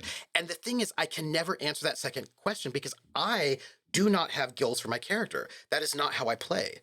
Unless I'm being forced to. Like, if I'm being forced to, my characters have goals. My characters have all sorts of goals. Some of them don't, but generally speaking, my characters have goals. I don't have goals. My only goal is basically I want to find out what happens. And I am not invested in my character's goals. Sometimes I think my character's goals are bad and they should not get them, right? Like, just because my character has a goal doesn't mean that I agree with that goal at all. But like, I can tell you what my character's goals are, but I don't generally tend to have a goal for my character. And I know many, many people, especially narrativist people, love that. That is how they play. They're like, I have a character and my goal for my character is I want them to become the mayor of the town by the end of the city, by the end of the I want them to become the mayor by the end of the campaign, or I want them to get married and have this happen. Like, some people have a narrative arc that they want to have happen to their character because they're thinking like a writer, which is a super legit way to play. And they can answer that question very easily. That is not my, if I am required to play that way, I can, and then I can do those things. But if I'm just left to my own devices, that doesn't tend to be how I think about characters or how I play. I tend to make a character that has some kind of tension to them, either internal or external, and a tension that I think is interesting that I do not know how it will play out, and then we play to find out what happens. Like, I don't know. And I just, that tends to be how I play, but which means I can't answer that one backstory question. I actually can't answer. Other ones are different, right? And also, if it's a one shot, I don't do backstory at all. Yeah, Joxer, yes. Ted Remy is so great. Answer the question of the D&D Bard. It's third ed. Artie says, most of my characters tend to shift while I'm playing. Mm-hmm. My first Edge of the Empire campaign character started off as an adventure archaeologist, but slowly shifted to being more of a negotiation business person. Yeah, I'm sort of that kind of person, Artie. I'm similar to you that, like, I know where they start, but then I want to find out where they go, and it could be, who knows where they're going to go. I don't know. I like to find out. I like to be surprised. Zanzibar says, I totally agree that setting expectations ahead of time is super important. Yes, Zanzibar, so important. And if there's one thing that I think is one of the best things that have come out of the indie movement is normalizing intentional session zeros. Because, hey everybody, I'm not going to change we're going to just change it to just chatting. This is just what it is right now. We are just chatting. RPG thoughts. That is what we are doing right now, and I'm just not going to fool myself any longer about that one. Look, it's because I haven't been able to stream last week, so that's what happened. Yeah, and so for me, I think that's one of the best things that came out of the indie movement was normalizing an intentional session zero. Did we have session zeros in the past? Yes. But were those session zeros intentional about things like how do we want to play, what style do we want to play in? Usually not. Usually the session zeros were like, who's going to play the cleric? You know what I mean? And that was like our session zero. But I think that more intentional talking about what our expectations are, how we want to play is good. I just think that's really, really good. And I just feel like it's great, right? Because it helps normalize the idea that you don't have to play with people you don't want to play with. Do you know what I mean? Like, it's okay to be different and find people who are more aligned with what you're interested in. Yes, Max, did you ever read 2-Minute Mysteries? Yes, I did. Yes. Atomica says, they were good.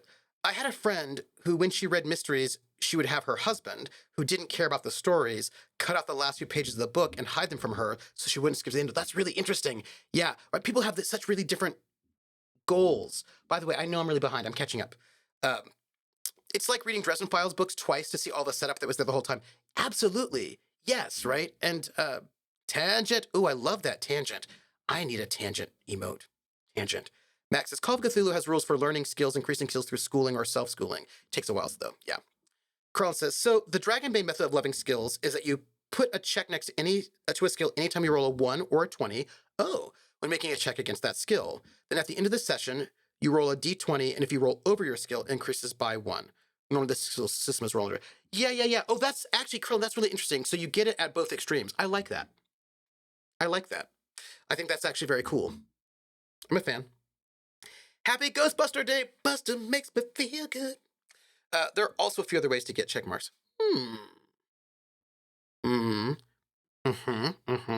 Yes, I like it. Look, I feel like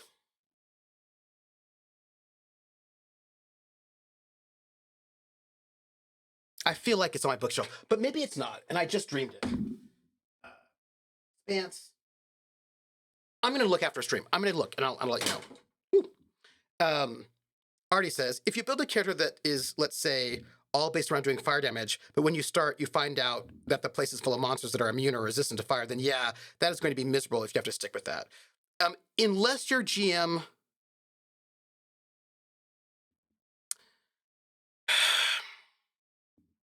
Artie, for many people, that is going to be miserable, yes. I think it's going to be about, for me personally, it's about a couple of things, right? For me, it's about a couple of things. For me, it's about whether, okay, it's tricky. So I'm going to say two opposite things because that is my life. That is how I am. If a GM says, we're going to go and play Call of Cthulhu, and I say, hey, GM, my concept is a boxer who's super, super combat heavy, doesn't have a lot of investigative skills. Is that going to be okay for this game? And the GM says, absolutely yes. And then punishes my character anytime they get into a fight. That's not cool, right? Like, I think it's part of the GM's job to tell the player what things are appropriate or not appropriate. And if I am planning an all immune to fire campaign the entire time, and you say you want to play a fire mage, it is my responsibility as a GM to say, hey, I just want to let you know we're gonna be playing a all resistant to fire campaign. So if you choose to play a fire mage, I want you to know that you will not be able to use any of your abilities for the entire campaign. I would recommend playing a different sort of type. And if the player says to me, no, what I really want to do is explore playing a mage who cannot use any of their powers, I'll be like, okay, hey, everybody at the table, we have a concept wherein this person is going to be of no help with their primary abilities. Is everybody cool with that? And if everybody's cool with that, and the player's like, yeah, I really want to explore what happens when you had abilities but you can't use them, and I'm going to be able to do other things, I'll be like, cool. And if everybody's cool with it, then we're great. But it's not cool to let somebody make a character that is not going to be able to play the game if you do not let them know ahead of time. Do you know what I mean? Like, I kind of feel like there's a bit of like there needs to be consent, is what I want to say. There needs to be consent all around with that, because if I think I have had the situation where I was like, oh, I'm going to make a character that's good at X, and I play it, and I make that character, and I play that game, and I am never actually allowed to be good at X because there's GM stuff, shenanigans going on, then that's no fun, right? Like, if I would have known that I shouldn't have played a character that's good at X, then you should have told me ahead of time, and then I would have played a different character, or I would have somehow built that into my concept. So I just kind of feel like it's important. Like, I can play a character that's not good at X and still have fun as long as I know. Do you know what I mean? Like, as long as I understand what's happening. That's all. Yeah. Zanzibar says, by the way, Zanzibar, love your name. My dad's cousin built a rule set that worked similar. You would put a check for every attempt, and then at the end of the session, you would roll a percentile, and over a certain number would provide a skill up, though it sometimes that use some super complex algorithm to figure out that number. Oh, interesting. Though that's what you get when an engineer makes an RPG rule set. Yes. Krellin says, that feels like a variation of early editions of COC. Yeah. And Zanzibar says, yeah, except that just take into account learning aptitude, current skill, attempts made, and at least 2 other stats just to figure out what chance you have at leveling it up. And look, there are people for whom that is what they want in their game. And I feel like it's important to have games like that for people who want that. Volpa says, I'm about to move, have to contact those Kickstarters and put in a change of address. Volpez, I also understand that life. Prime Directive was the Starfleet Battles universe. I think it went FASA, Starfleet Battles, Coda, Last Unicorn, Modiphius. Yes, and then there was the GURPS Prime Directive. Artie says, that sounds like me playing theme decks in Magic the Gathering rather than decks that are built to win and be highly effective. Yeah, but I'm not gonna, like, if it's really bad, I won't play it. But I just feel like a lot of people have too narrow an idea of what is good. That's all, right? So I like to expand the idea of what can be good. Krellin says, I was a disciplined priest in WoW before the whole tree remap that tried to make all trees viable. And yes, Ripper, I like the Last Unicorn Star Trek game, but I'm not sure I can separate how much of that enjoyment came from the character generation and how much of the system itself. I feel like maybe the actual play system was kind of meh. Yeah. That's fair. Volpa says, I hate the mini style of gameplay in all things. I like it if it adds to the story. Like, I like myself some really good miniatures combat if the miniatures combat is good for me. Artie says, yeah, I played WoW back when you would go to the bottom of the Retribution tree and the top of the Holy Tree in order to heal. Yeah. Max says, I love fastest ship-to-ship combat personally. I've never seen a game do it as well, at least for Star Trek. It's interesting, right? Like, I'm not disputing you. There are a lot of different actually space combat systems I've enjoyed, but also I think they make a really good point, Max, is that for Star Trek, right? Because I imagine you want something very different for like a Battlestar Galactica reboot style space combat versus Star Trek versus Star Wars versus, Wizard style says, that's why the 3E D&D and Pathfinder 1E community ended up with tier lists for classes, prestige classes, etc. And there were lists of broken things. Yep. One of the most successful campaigns I had in 3.5 was when I just gave players a list of allowed classes and prestige classes that fell within 2 adjacent tiers and outright forced them to talk about character builds with each other. Not a bad thing to do. I think it's good. But that is, of course, not something that will work for every group or even the majority of groups. Yeah, because it's not been normalized, but I think more talking is good. Rissa says, as a player in that game, I think you did a good job of shepherding Gianni on that journey. I tried, but he resisted me, and also the universe resisted me. Like, there were moments where he could have gotten better. You know what I mean? Like, there were moments when he could have moved out of his bigotry, but then things happened where it just was not going to make sense, right? He was bigoted against bioroids. One of our fellow PCs was secretly a bioroid, and they became good friends. And I was like, this is great. My character is now good friends with a person who is a bioroid, but my character doesn't know it. My character is becoming to trust this character and to like this character. When this person reveals that they're a bioroid, my character is probably going to have to go through some kind of rethinking their biases. This is great. And then that character betrayed the party and had to leave the game. So then all that work to maybe get my character to move out of that bigotry ended up reinforcing that bigotry. And I was like, dang it, every time. That was not my fault. That was just how that worked out. You know what I mean? But I tried. It didn't go that way, though. Didn't go that way. That is not very play to find out what happens. Would be a challenge for me after running a ton of PPDA and sandbox games. Which one? Because I am a very play to find out what happens kind of person, right? But I don't do it in a narrativist way. I do it in a simulationist way. So not find out what happens in terms of like story, but in terms of world, I suppose. Howie Roll says, I'm the same way as you in a way. I start with a concept and direction plan, but experiences and die rolls change that. Yeah, and I'll just I'm not invested in this. I have a personal sense of cheating that I do not apply to anyone else. I would have liked my character Gianni to have become less bigoted. That did not happen. Because every attempt that he made, or when the circumstances came where that might have happened, bad things happened. And it would not have been true to the character for him not to have responded to those things, right? The things that happened made it so that he did not let go of his bigotry for himself. He let his daughter move forward, but he himself could not move forward himself. I would have liked him to, but that is just not how his story went. And I thought that was actually, like, I was disappointed in him or the circumstances around what happened to him. Not like, I mean, I loved the game. The game was great. That disappointment was for me really amazing. Do you mean like I appreciated seeing a person try to be a better person and then not be able to? And to see that this happens not because he's bad or evil, but because he's coming from a place of fear and things happen to reinforce that fear. And I thought it was very like poignant and beautiful in a sad way, right?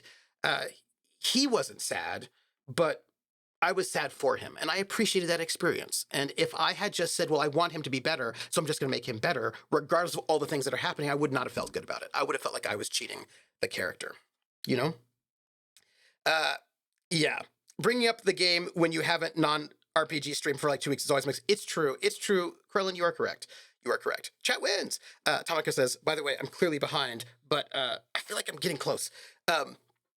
So with my D&D game coming to an end, I'm planning 2 fake games. Oh, nice. One is a sci-fi I've already talked about. I'm also working on a PvP spy game. Ooh. How this will run will depend on who your players are. Zanzibar says, I got stuck in a game where everyone determined without me that everyone needed a backstory. It was a crazy GURPS campaign, so I just chose the amnesia trait. Hey, that works. I'm assuming Trooper needs to stop at 9:30. I do need to stop at 9:30. That is true. That is a true statement. Zanzibar says, in my experience, if your character survived a session of CNC, they were either legendary hero status or at the brink of sanity or both. You know what's really interesting, Zanzibar? And this is a thing, this is why I think more talking is better.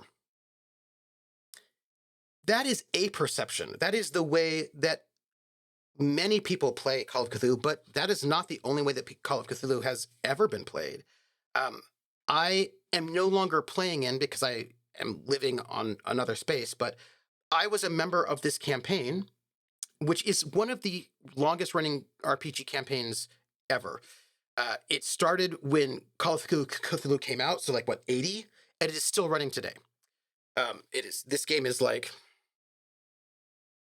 40-something years old. And it had when I was there at its max, like 20, 25 players, about 30 characters, all set up in groups of like 4 or 5.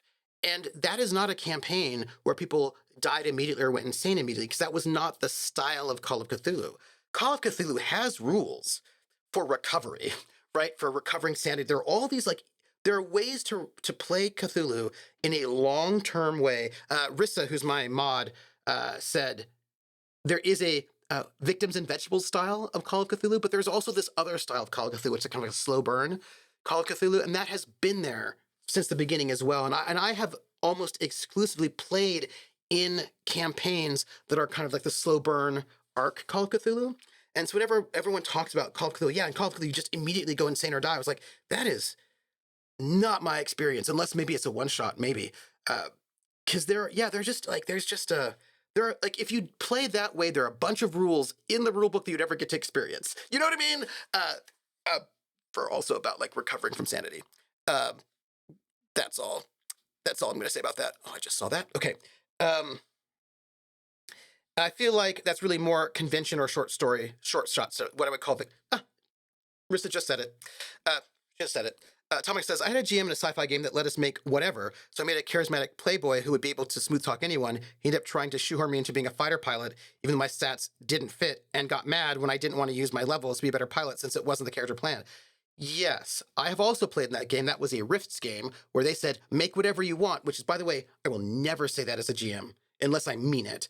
I will never say that. I feel like that is not, for me, in my experience, that is not great, because every time somebody said, make whatever you want with no context, none at all, that often, especially when it's a super open game like that. Yeah, it was a Rift game. I played a fashion model, kind of like a Minmay, right, from Robotech. Because all I knew was like a sci-fi game, so I was like, I'm gonna be like Minmay. And my character was completely ineffective at anything. Could not hit the side of a barn. She had the gun skill. She could hit. She could shoot pistols. She was good at shooting pistols. But because everybody but myself and one other player, we were playing humans. Everybody else was like, oh, Rifts. They made the most broken characters you could ever imagine. And Rift is like a roll high system. So in order to challenge them, the target numbers were so inflated that my character, my friend's character, could like if we had shot a pistol at a barn, I swear to you, we could not hit it because the difficulty values were just so cranked up to challenge the other people who were super broken that we were ineffective at like walking across the street. And I was like, you should have just told us that that was what we were going for. If you would have told me that that's what we were going for, I would have done that. Do you know what I mean? Like, it was also, it turns out, an Aliens game. We crash landed on that one Aliens planet, so there was no talking at all. So my character was completely ineffective. And if you would have told me, I would have made a character that was appropriate for the thing. You just had to let me know, and I would have done it. Yeah. Have you ever been tempted to make some sort of system? You seem to love discussing game theory style. How we roll, I actually have a game that I am low-key tricky. There are a lot of games I really like that are generics, and I can just make supplements using those systems, right? So I have got I've written for Steve Jackson Games, Pyramid. I have written for this other thing that I cannot talk about, and that's the thing. I have a hack of Good Society that I want to finish up. I've got got some stuff I want to do. I want to do called City of Light and Shadow as a book, which it would be powered by Fate. And I have like a couple of small little things that I want to do but like very often, like I really like a lot of the generic systems that I like, or other systems, and like I'm like like Max Rider. Max Rider makes all these amazing modules for Call of Cthulhu. You know what I mean? And so for me, I don't necessarily have to make a fully new system. Although there is a new system I want to make for.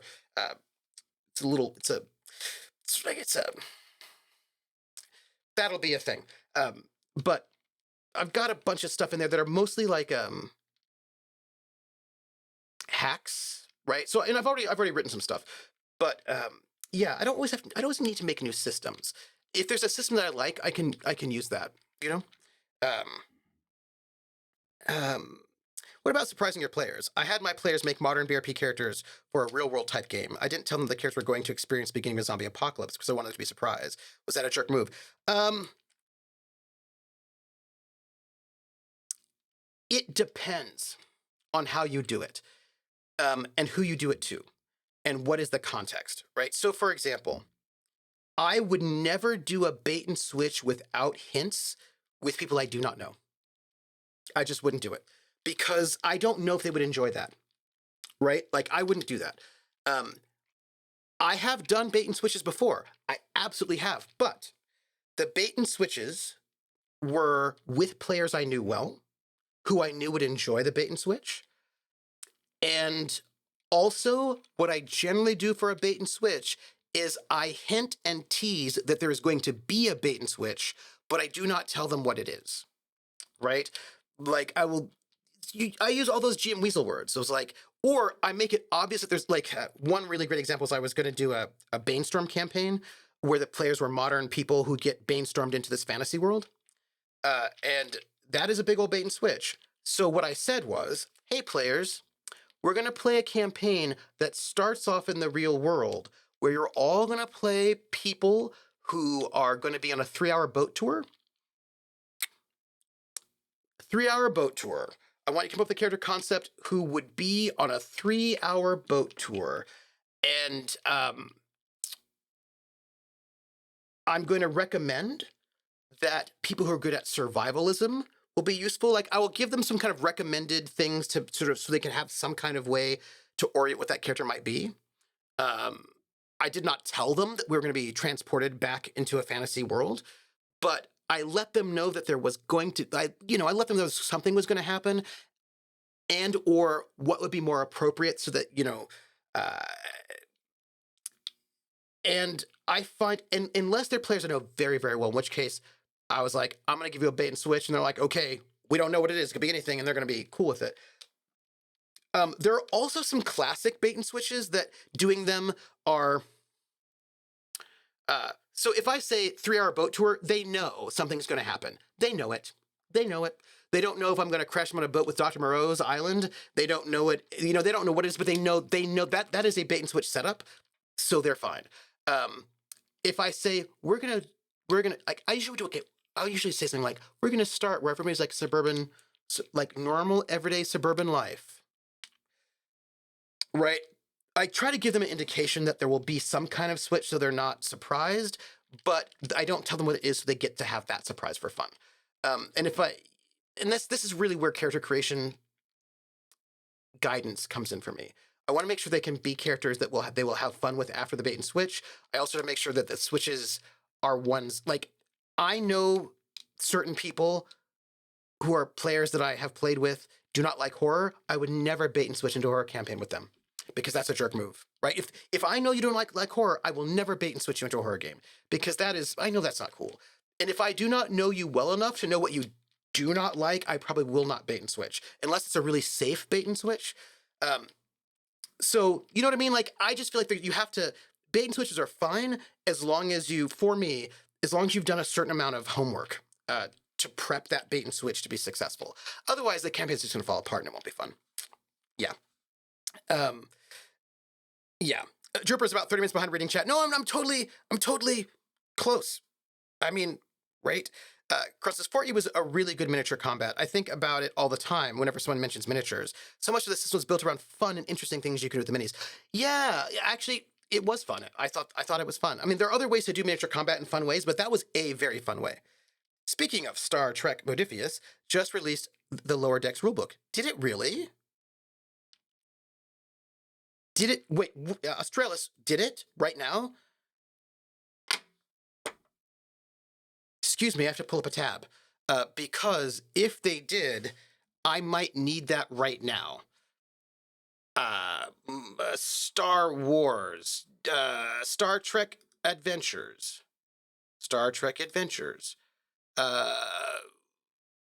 the Utopia, the new releases.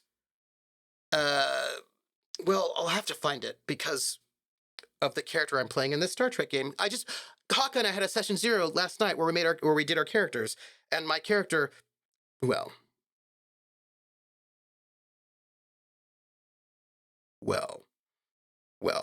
I didn't say you reformed him. Just did a good job reacting to his role. Yes, I tried, but I was not successful.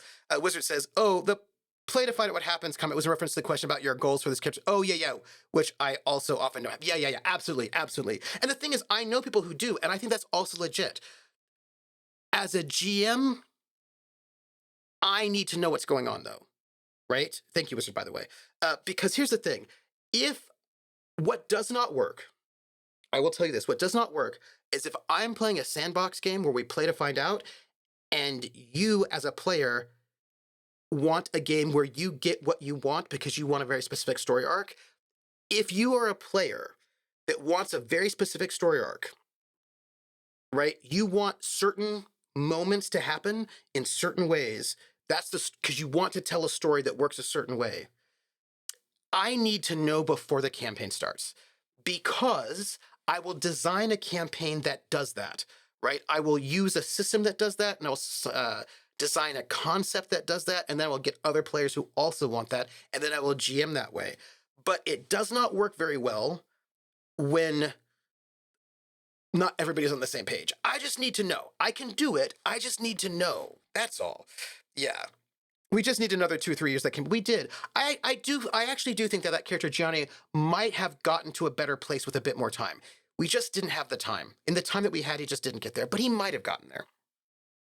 Howie Roll says, disappointing is a sensation and a reason we play games. If a game makes you feel good or bad is magic. sort of. I think it depends, right? Werewolf, hey, RPG thoughts. I mean, I'm 2 hours late, but hey, yeah, we're talking. Also, I'm catching up on chat. We're talking RPG thoughts right now, Werewolf. I think there's different kinds of disappointing, right? I think that there's like the beauty of being disappointed in a good way, and then there's like the bad way, right? Like I'm disappointed because the game is not actually what was sold to me, is not the good disappointment. Disappointed because my character has frailties and could not overcome them, and I thought they could have been better than that.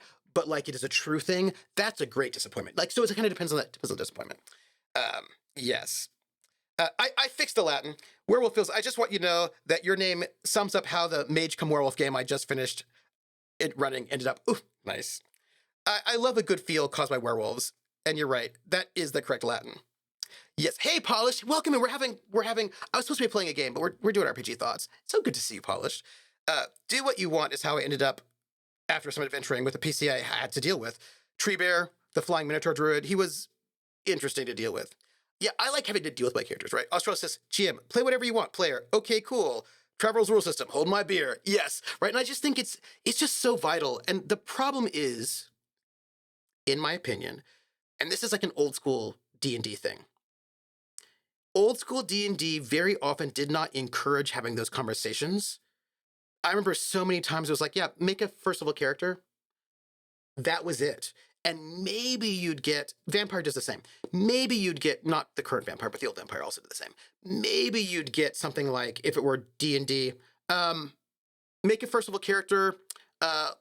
Don't use the Book of Vile Darkness, right? Or if it's Vampire, make a Vampire character. We're going to be in a spot city. Like sometimes that is like the most you get. And I found that very often encouraged players to make characters in isolation from each other, but that also meant there was never any discussion about what kind of tone this game is.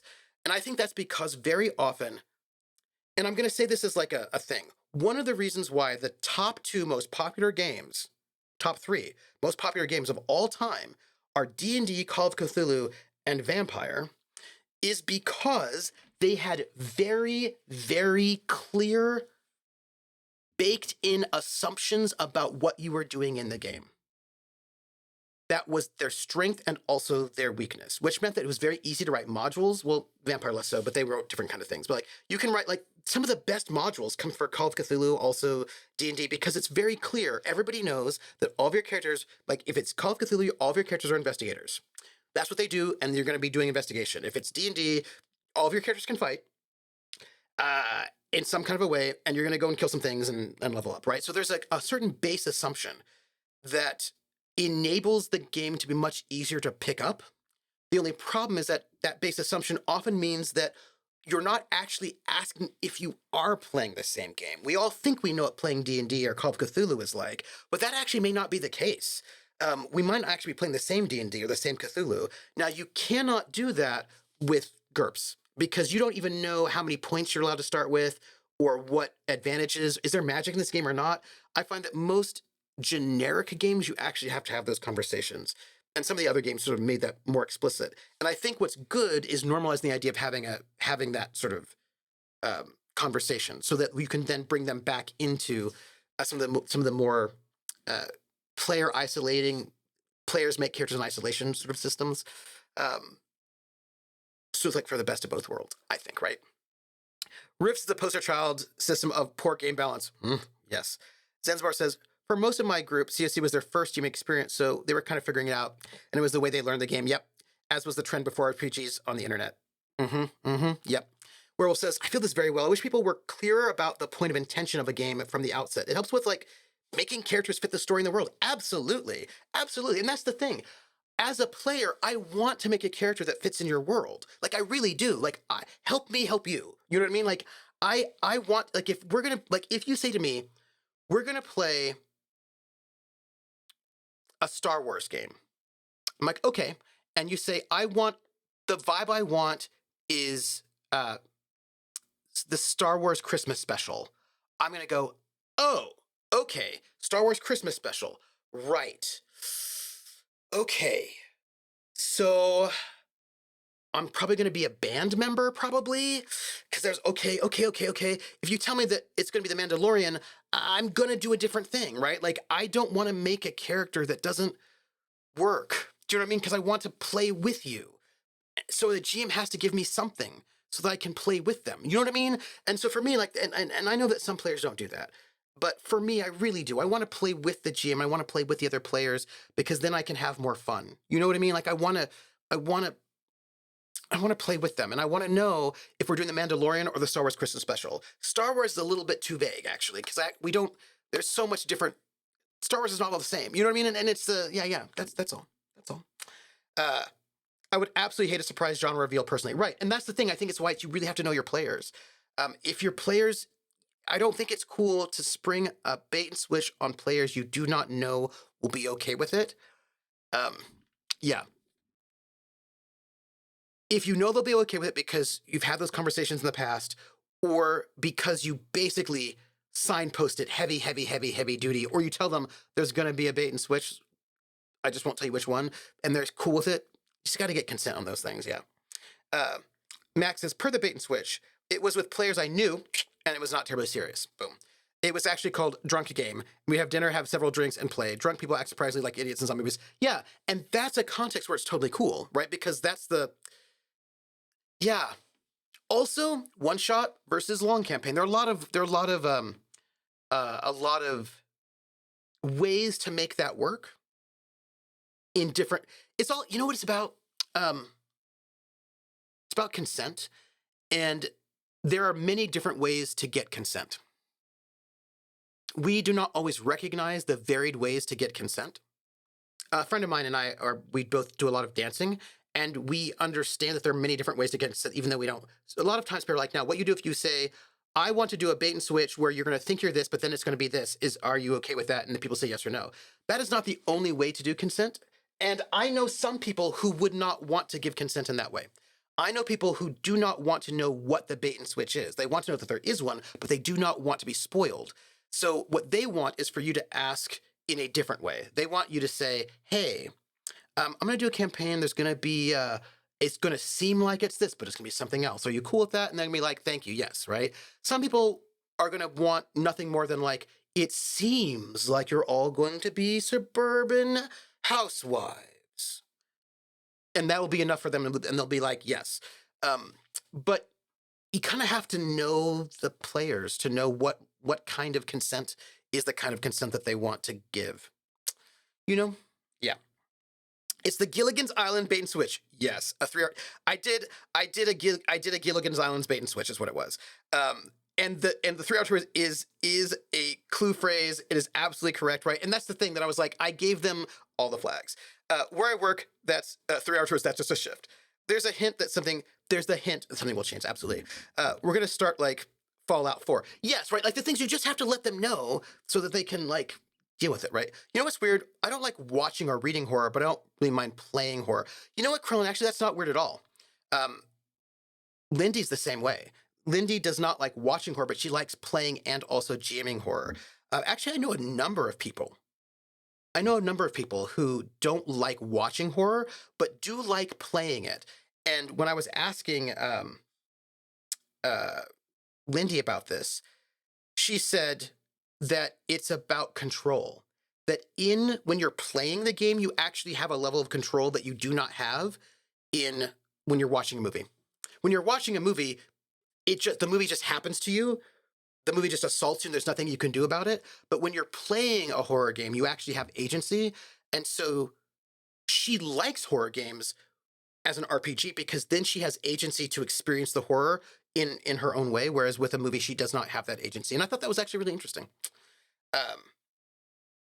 Artie says, see, you are someone I would trust to do a bait and switch if I was ever in a campaign you're running. So here's the thing, Artie, I have known you long enough to know what your taste is, right? So I know that I would never bait and switch into like a gritty Battlestar Galactica reboot with you, right? If I know okay, so here's what I would do with you. This is a bait and switch I would give you, right? Off the top of my head, this is a bait and switch that I think tonally could work with your with your preferences. It's a bait and switch I actually quite like. It's a bait and switch I like. I've only done it once. I want to do it again. It's not even really a bait and switch, but you know, it's the emergent powers bait and switch where you start off as normal people and then at the end of the first session or so, you get powers, right? So in this case, it would be like psychic powers. So sort of like a, you know, you go in for a government experiment or something, and then you get psychic powers, but that's a surprise, and that's kind of like a bait and switch that I feel like sort of spontaneously gaining psionic powers, and then you sort of do heroic things. I think that would be like a bait and switch. I think would be fun to do with you. But like for my mind, I'm like, okay, what kind of bait and switch would be a good bait and switch? For the kind of game tones that you like, right? And I think that could be really fun, like a kind of like a superpower bait and switch is kind of neat. That could be a fun one because then you get to right. So basically, you have to kind of figure out who you're playing with. Yeah, yeah. Lord X would be a great for your character. Yes, Hawkeye, and I need to find it and get it. Wait, Nightbot deleted what? Wait, no, Australis. I want to click to show. Oh, great. Thank you. Thank you for that link. Thank you. Copy link address. Thank you. Now I'm just putting in a tab. Well, I just linked a direct. Okay. Sorry about that. Nightbot is so ridiculous. Thank you, Rissa, for being on top of that. Polish says, I love involving my players in the world building, the social weave of the game world. And the thing is, this is also a style thing. There are players who hate that, and there are players who love that. There are players who think of themselves as writers, and they want to write the world with the GM. There are players who don't actually even want any GMs at all, who really like a no GM game. And there are players who really come at the game from a writer standpoint, and they want to write the world. That's really important for them. And there are players who do not want to have control over the world at all. They want to have control over their character, but not the world. And so they don't want to write the world. And then there are people who they're somewhere in between, right? And there are different ways of doing it. And I just think it's all about really what I think it's about is recognizing that these are preferences and that a person should learn to know themselves, that they can know what their actual preferences are and realize that their preferences are not true facts. They're just preferences, and that other people might have other preferences and that they themselves might have other preferences, right? And to just know like, oh, I really like including my players because like if I like, so Polish, I love involving my players in the world building, the social weave of the game world. And if I really love doing that, I need to make sure that I get players who also like doing that because there are players who don't. And if I'm planning on running a game that does that and I get a bunch of players who hate that, that is not going to be successful. There's nothing wrong with those players. It's just that that's not the game for them. You know what I mean? So I think that really, and I know people are like, oh, you think too much. I was like, no. Thinking about these things allows me to be able to articulate what it is that I want as a player in this instance or as a GM so that I can actually get people who want to also do those things. So then we can have a great time. You know what I mean? Yes. Unstable says, how do you balance the expected campaign length against different players' character expectations? We talk about it. You know what I mean? Like there's a lot, right? There's a lot. So this is where, for me, it's about being very explicit. And also for me, it's about, look, I will tell you, I am very, very touchy-feely and flexible. I'm way less so in character creation because I will not allow a player to play a character that will not be successful in that game. Successful doesn't mean winning their dice rolls. But if it's a one-shot and the player says, I want to play a character that goes through this like 4-year arc, and it's a one-shot that's set in one night, I'm going to say no. I'm going to say that expectation will not work with this concept. Come up with a different concept. I will not allow, partly, this is what I think my responsibility as a GM is. I will not allow a concept that will not work into the game or that will harm other players, right? Like that, I just won't let it happen. So that just won't happen. I won't let it happen unless somebody lies to me, which can happen. Right? But I really work really hard to make very clear what the scope of the game is so that people can build an appropriate character. If they are very new and they do not have experience, this is when I help them on that. I was like, so here are some things to think about. I also really try to like. There's just a big difference between a one shot and like a 4 episode shot, or you know, like this Vampire the Masquerade campaign that I'm going to starting on Tuesday is 8 sessions only 8 sessions. Each session is one night, so they know they've got 8 days. They're going to have big long plans, but they know those plans. If they have super long term plans, those plans are not going to come to fruition in these 8 sessions. We might do a second season, in which case they can build on it. But it's all about like being very clear about scope, and pacing and like what you're going to do and making sure that everybody's on board with that. And then I find that if everybody's on board with that, then we actually can do it so that we feel good about it, right? Do you know what I mean? Yeah, I just need to let you know. I just feel like GMs really have to be very upfront about things. And of course, it's always a conversation, because if all the players are like, well, actually, right, in that game that I was playing with Rissa, it was a 2-year campaign, once a month for 2 years. And at the end of the 2 years, we players were like, hey, we need another year. And our GM was like, okay, we'll do another year. Right. So like you can always renegotiate. But I think it's really good to sort of have a sense of, it's like writing an academic paper. Wish Polished is marking right now. You gotta let your reader know where you're at. You know what I mean? Yeah. Werewolf says vampires especially encourage you to mess around with your city's power structure. Yes. So you gotta, as a group, know whose side you're on, what you feel about the current structure, and where you all sit in it, right? And Werewolf has been announced as a player in this game, and so Werewolf is in this game, and Werewolf has got 8 days, right, to do stuff. But we might get a second season, in which case, what I would probably, well, I don't know how we're going to end at the end of these 8 days, so I can't really say. I can't say what's going to happen with a second season. If there's a second season, what's going to happen with it, I cannot say, because we haven't gotten there yet. But it's entirely possible that we have a conversation. What I would do is I would talk to the players. I'd say, hey, do you want to have a second season? They say yes or no. And I say, okay, so we just did 8 days in this moment. Would you like to pick up right after we left off, or would you like to pick up 6 months later, 1 year later, where you all have been plotting and planning? What kind of scope would you like, right? Like, this is where I would ask them how they want to progress in terms of their idea of scope, right? And because I'm good with either one, right? Like, if they say to me, no, we really want to like start right after the end of that first season, I'll be like, okay, so now I know. And how many sessions do we have? Okay, so we have another 8. All right, I got it. Now I know. But if you said to me, oh no, what we really want to do is we want to actually sort of pick up 2 years later, I'd be like, oh, okay, 2 years later, got it, right? You know what I mean? And so for me, it really is all about communication and sort of like working with the players to sort of make sure that everybody's on the same page. And I want to say something, because I always portray myself as like a super hard nosed person who never lets people do anything. And I have to tell you, I almost never have to say no. I almost never ever have to say no to character creation concepts, because we have a discussion before we even get there. I was like, hey, this is a campaign set in 1970s Detroit. It's a Vampire the Masquerade campaign. You are all going to be the Primogen Council, and this is what's happened. And nobody, not one person, came up with a character concept I had to say anything about. Everybody came up with character concepts that fit the world. If somebody walked in and said, I want to play a vampire hunter who wants to kill all the other PCs, I'd say no. I would say no. But that has only happened once in my life, that somebody did that to me, and I said no.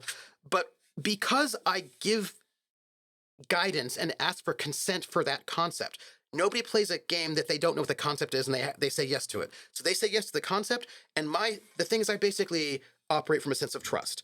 I trust that if you say yes to the concept, that you will make a character that will fit that concept. And generally speaking, that is also just true. Rarely has it happened that, like, really, like maybe twice in all of my gaming have I actually just had to say no to a character concept. Just twice. And the first time they were able to adjust the concept so that it still worked. They just had to do a couple of tweaks. And the other time I was just like, you just cannot play a serial killer whose goal is to kill the other characters. You just can't do it. I'm sorry. That's not going to work out for this. Nope. That's not this game. But only twice. Right. So generally speaking, as long as you do your homework, I feel like everybody's on the same page, and then you're all good. Yeah, Unstable says, on the other end of the spectrum, you can have something like Amber where any character can serve multiple roles and motivations. Absolutely. Yep. Polish says, however, I'm super picky about who I want to GM a game of Call of Cthulhu with them at the table. Yes, there's certain games you always have to be a little bit, you know what, Polished? I was gonna say something, but now I'm gonna change what I said. I'm gonna change it. I think I think one should always be picky about who they have at their table. For varying levels of picky. Um, I think that people know they need to be picky about Call of Cthulhu, basically horror games. People know they need to be picky about horror games. But I actually think they should take should take the things that you learn from horror games about making sure that your game is appropriate for your players and that you're thoughtful, and you should just apply that to all games, right? In a different way, but absolutely. Um, Werewolf says, I may be hyper focusing a little on VTM these days for totally unrelated, very secretive reasons, promise. Ooh. Carl says, haha, Tripper thinks he's catching up with chat. You need to stop having 5-minute thoughts about every message to catch. Okay, that's fair. Australis says, but I feel like I was much closer to being caught up, but I feel like I'm close again. Uh, okay, lower decks. I've just pulled up the lower decks. Thank you for that. And I'm going to make sure I have that up. One of the Walking Dead devs arranged a game day to play the system by inviting his players around to dinner. So after dinner, one of the players says, so when are we going to start playing the game? And the GM says, the game started 30 minutes ago when we had dinner, and now you're here groaning and banging on my apartment door. What do you do? Your starting equipment is anything that you have on you or is within arm's reach in my apartment. I love that idea. Yeah, their players for him, that would be just like gold, right? Yeah. Unstable says, I do disagree. It needs to be done as a group. Individual manipulations are people too. So Unstable, what I would say about that is what needs to be done as a group is that individual manipulations are on the table, right? So I think that's the part that needs to be done as a group. Now, I will say, not all. I am certain that my players all have individual schemes, but what needs to be done as a group is the agreement that that is how the game is going to be played. I think that's what I mean by sort of group consensus. You do not want to play a game of vampire where some people are serial killers going to kill your character and you don't know it, that's how this game is going to go. In almost every vampire game I've been in, there have been individual plots. And actually, many of the games that I GM, the players have individual plots the other players don't know about. But we are all on the same page as to what the game is about, right? If I said we're going to be playing My Little Pony, which is an RPG, and in this game there's going to be no backstabbing, and we all agree to that, then there cannot be any backstabbing, right? Because that's not the tone of that game. But Vampires, again, has a lot of individual plots, and that's fine as long as everybody knows that that is how the game is going to be played. I basically think that you could, like, you know how some people say, never steal from your fellow PCs. I've played in a lot of games where people steal from PCs all the time, and it was totally fine because we understood that that was part of the ground rules of this game, that it's actually totally fine to steal from other players, right? Some people would say, oh my gosh, I can't believe you would ever do that. And those people should not be in that game, right? So, like, I think many things are fine as long as everybody co-signs it, including backstabbing. Yeah. All Ewok Star Wars game. Yep, gotta know it. Werewolf says, sure, absolutely, but from character creation, I'd argue you should all have an idea of where your fellow players want their characters to sit. Otherwise, you got a Sabbat here, an Anarch there, and two Autarkas. Yes, right. That's what Werewolf is saying is basically, I think, my core point. Everybody needs to play the same game. What that means is different, right? If I said, hey, I want to play a game where none of the players are working together, we're all trying to kill each other, kind of like an assassin sort of a game, and everyone's like, yeah, let's play it, then we're good. You know what I mean? I think, but the problem is when you have somebody who's like, Camarilla forever, anybody who's not Camarilla, I'm going to murder. And somebody else is like, yeah, I'm going to play a Sabbat and I'm going to murder all Camarilla vampires on site. And somebody else is like, yeah, I'm going to play somebody who never wants to talk to any other vampire. That's not a great party. Like, those people are not playing the same game. So I think it's important that the characters don't have to play the same game, but the players have to play the same game, if that makes any sense, right? It's like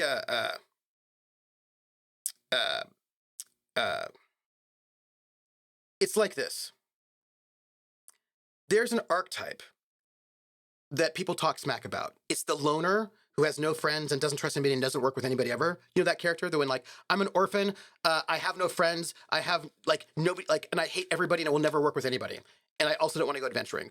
That is an archetype that many people will just say no to. They'll just be like, no, you can't play that character. And what I would say is, I do not tend to say yes to that character if I do not know the player. Absolutely, a player who's playing with the group can play that character well, right? If the player does not want to work with anybody, then we have a problem. If the player wants to work with everyone, they can absolutely play a character who does not want to work with anybody. Because I know that player will make that character do those things. Like, there'll be a person who's like, I don't want to work with anybody, but I guess I better go along because of the kid. You know what I mean? Like, that's the thing. The players have to be playing the same game. Yeah. The characters don't have to be playing the same game as long as the players are, if that makes any sense, right? Yeah, I hope so. Nope. I think it's also important for a GM to pick their PCs for a game like COC wisely. It's not a good fit for everybody. Yeah, absolutely. So that you don't show up to a noir, down-to-earth 1940s detective world with a wizard character. Yeah, that's the thing, right? Yeah. Polish says, I hate the bait and switch thing when it feels like a power move, right? But that's about gotcha moments from the GM almost rarely go well down with me personally. But so here's the thing. That's about a hostile GM. And a hostile GM can be hostile with anything. They could do a campaign.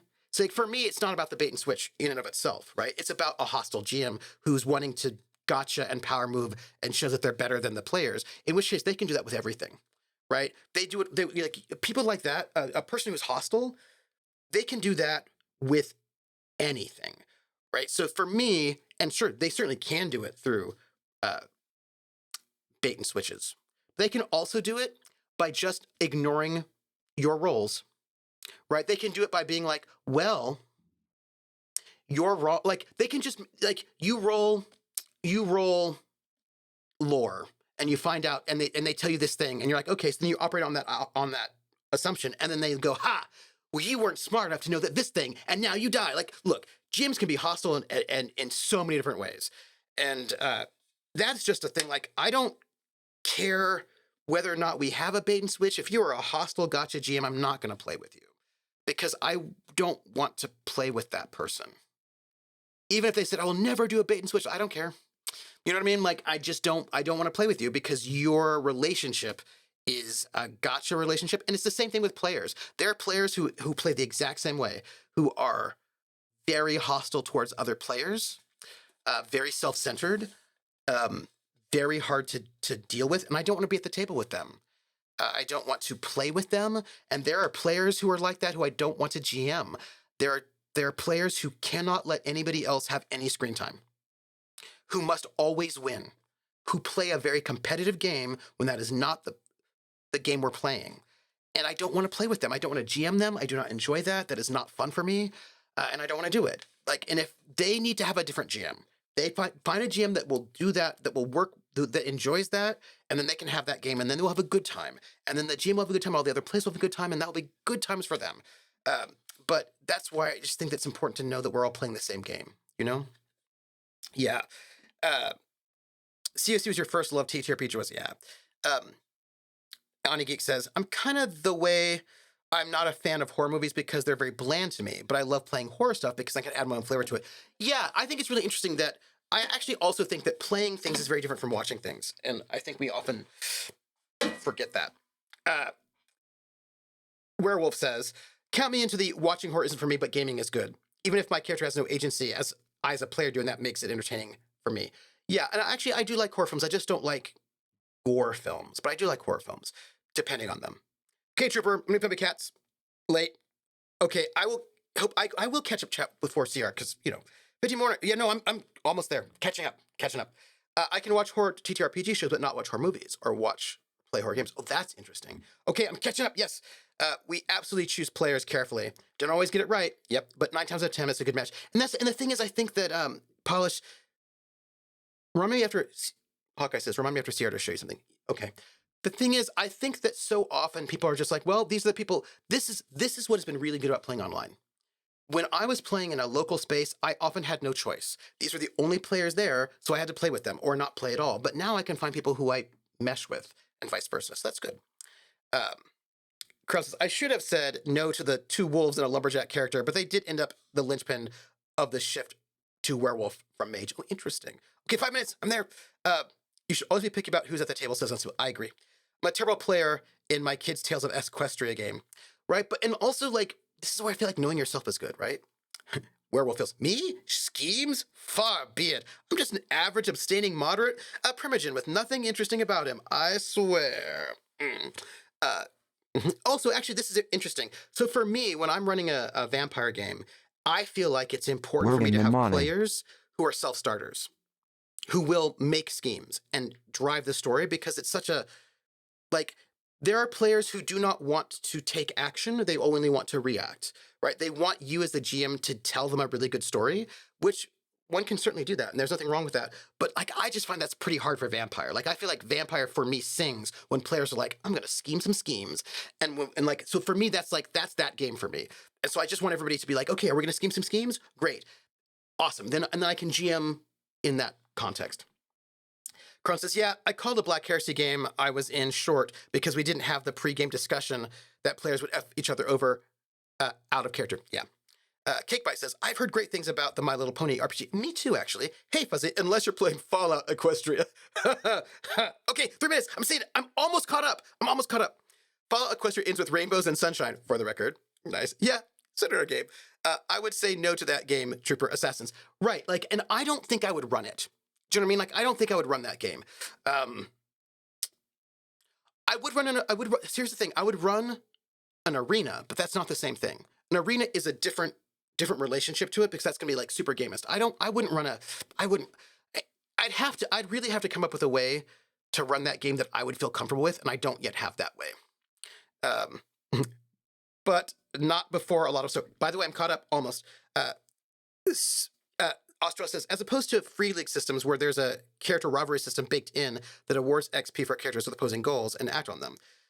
So what's really interesting about that, Australis, is that is a game that bakes into the rules conflict.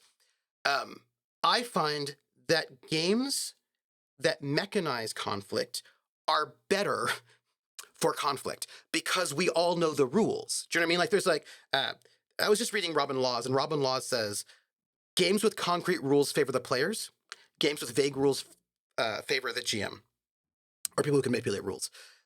And I think that when you have rules where conflict is very clear what it means and what it doesn't mean, those tend to be more successful in actually having player conflict in them. Versus, wait, you can do what? Oh, hold on a second. Because if you do not know what the parameters of what the conflict is going to look like, and you haven't realized it's happening, it can be unfair, right? And you might feel that it's unfair. But if you know that, hey, in this game, these are the parameters, and then you can actually consent to it. You can be like, oh, actually, I really like that. Cold City, which is one of the very first Forge games. Everybody's a member of the secret supernatural spy team in post-war Berlin, right? So it's post-war Berlin, and you're a member of a team of secret agents whose job it is to basically stop the weird, creepy supernatural horrors that Hitler's supernatural group were making. So there's a lot of that. But because it's set in Berlin in like 1950, the team itself is a joint team with different. It's a multinational team. So there's going to be like a Russian agent, a British agent, an American agent, a French agent, and maybe a German agent. And it has built in tensions between the characters and also loyalties between the characters, right? Because each one of you is from a different country, so you have different national agendas, and you get bonuses, and you can give bonuses to your rivals, right? So there are ways in which they have thought out a system of conflict that becomes productive rather than destructive. And so I find that if you make a system that allows conflict to be productive rather than destructive for the game itself and for the players and everybody cosigns, then it's sometimes just really great. Then it's really good sometimes, and I love it. But you have to have a game that actually does that, and everybody knows what's going on, you know? Uh, Rocks fall, you all die. Yep. Atomic says, for gotcha moments, the GM that wanted to force me to be a pilot, he ended up suddenly having me get infected with chaos, with a chaos god that was trying to manipulate me. He got mad when I started doing what the god wanted. He tried to have this big dramatic "you're screwed" moment and hated that I rolled with it. Yeah, like that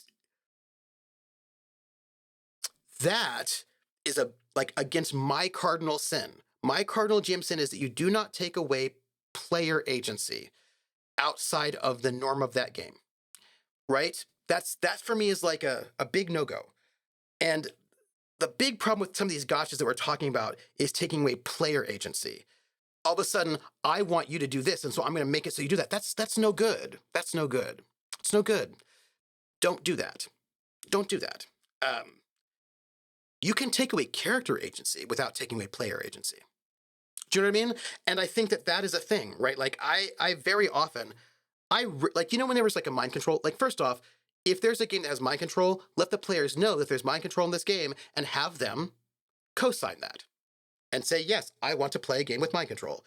But let's say there's a game with mind control and the big bad mind controls that PC to go and, like, you know, kill all the, do whatever. I am not going to tell the player how to play their character. What I'm going to do is I'm going to say, hey, your character is currently mind controlled. The evil necromancer has given you this command. You should go and kill the other characters when they reach the throne room. That's what you've got, and I'm going to leave it to the players to figure out how they're going to do it, because I'm not going to take away the player's agency in that moment. And the player's going to do what they're going to do, right? The player's going to be able to, again, that becomes like, that can be a fun thing for them. But now, if people do not like mind control, we just don't play games with mind control. You know what I mean? Like, that's it. But like, I just feel like you can do these things without taking away player agency. Yeah. I'm over time. Yes. Okay. No, I'm right here. Let's see. Yeah. And Arena is nothing like Assassin Survivor the game. Yep. Everybody knows the rules. Absolutely. Yeah. I cannot think of a way that I could do an Assassin Survivor game in a way that I would like yet. I'd have to really think about it. It's like a challenge, but there's not a way that I can think of that I would enjoy it just yet. The post-war Berlin game sounds very fun. Yeah, I've always wanted to run it. Maybe I'll run it as a one-shot one of these days, or like a short shot. I should do it. For the record, I'd love to see you do an Alien RPG campaign on the channel. Ooh, I've heard very good things about Alien. I've seen some really cool games. Okay, now I need to go back. Oh, the game is Cold City. I do not know if you can get it at all because it's from back in the day. I would check. I wonder if it's at Drive-Thru. Hold on. I'm going to go, but I'm going to check this place first because it may be at Drive-Thru RPG. Because Drive-Thru RPG was that kind of space. Or Indie Press Revolution may have it if it's still in print. Cold City. Let's see.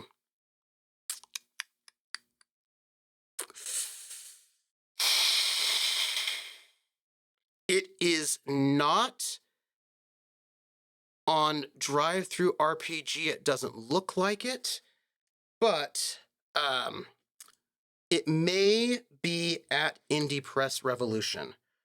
I am going to look to see if it's still available somewhere, and if it is, I'll put it in the Discord. Yeah, I think there's a difference between lying as a character and lying as a player, yes.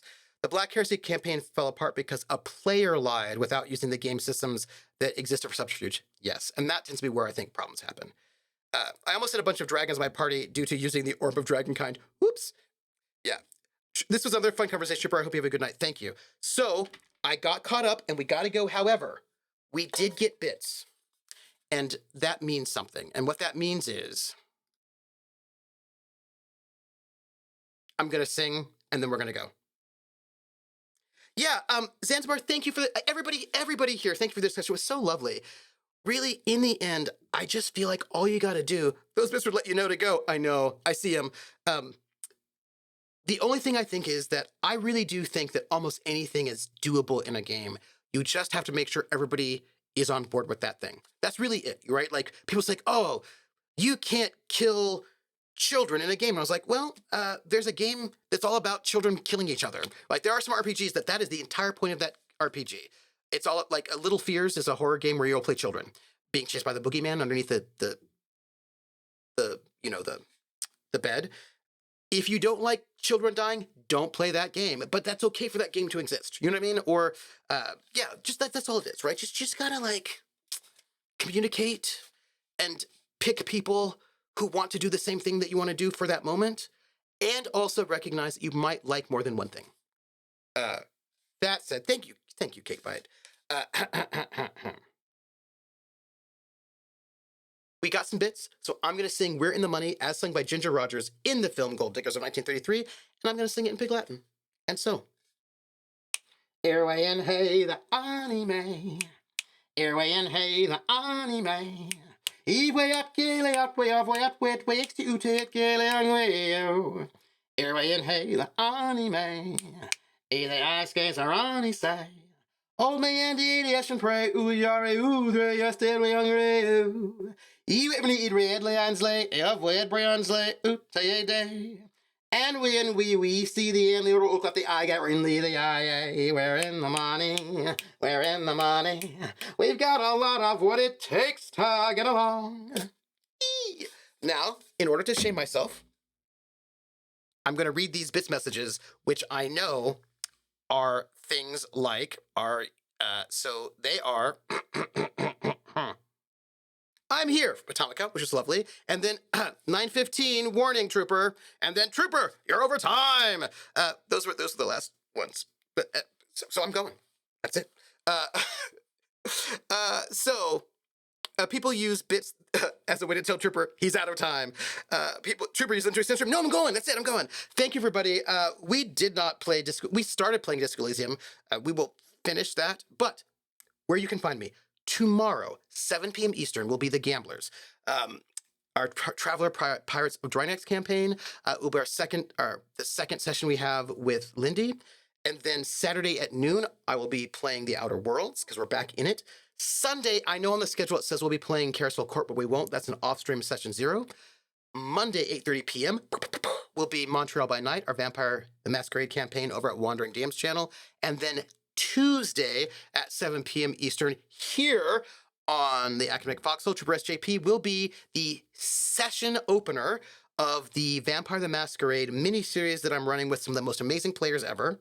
And that is going to be Motor City Hollow Crown, our 1973 Vampire the Masquerade campaign that is non-canon. And what that means is if you've read every single Vampire the Masquerade thing that exists, and you're like, well, I'm sorry, actually, the sheriff of Detroit in 1973 is so-and-so, you're doing it wrong, none of that stuff is relevant.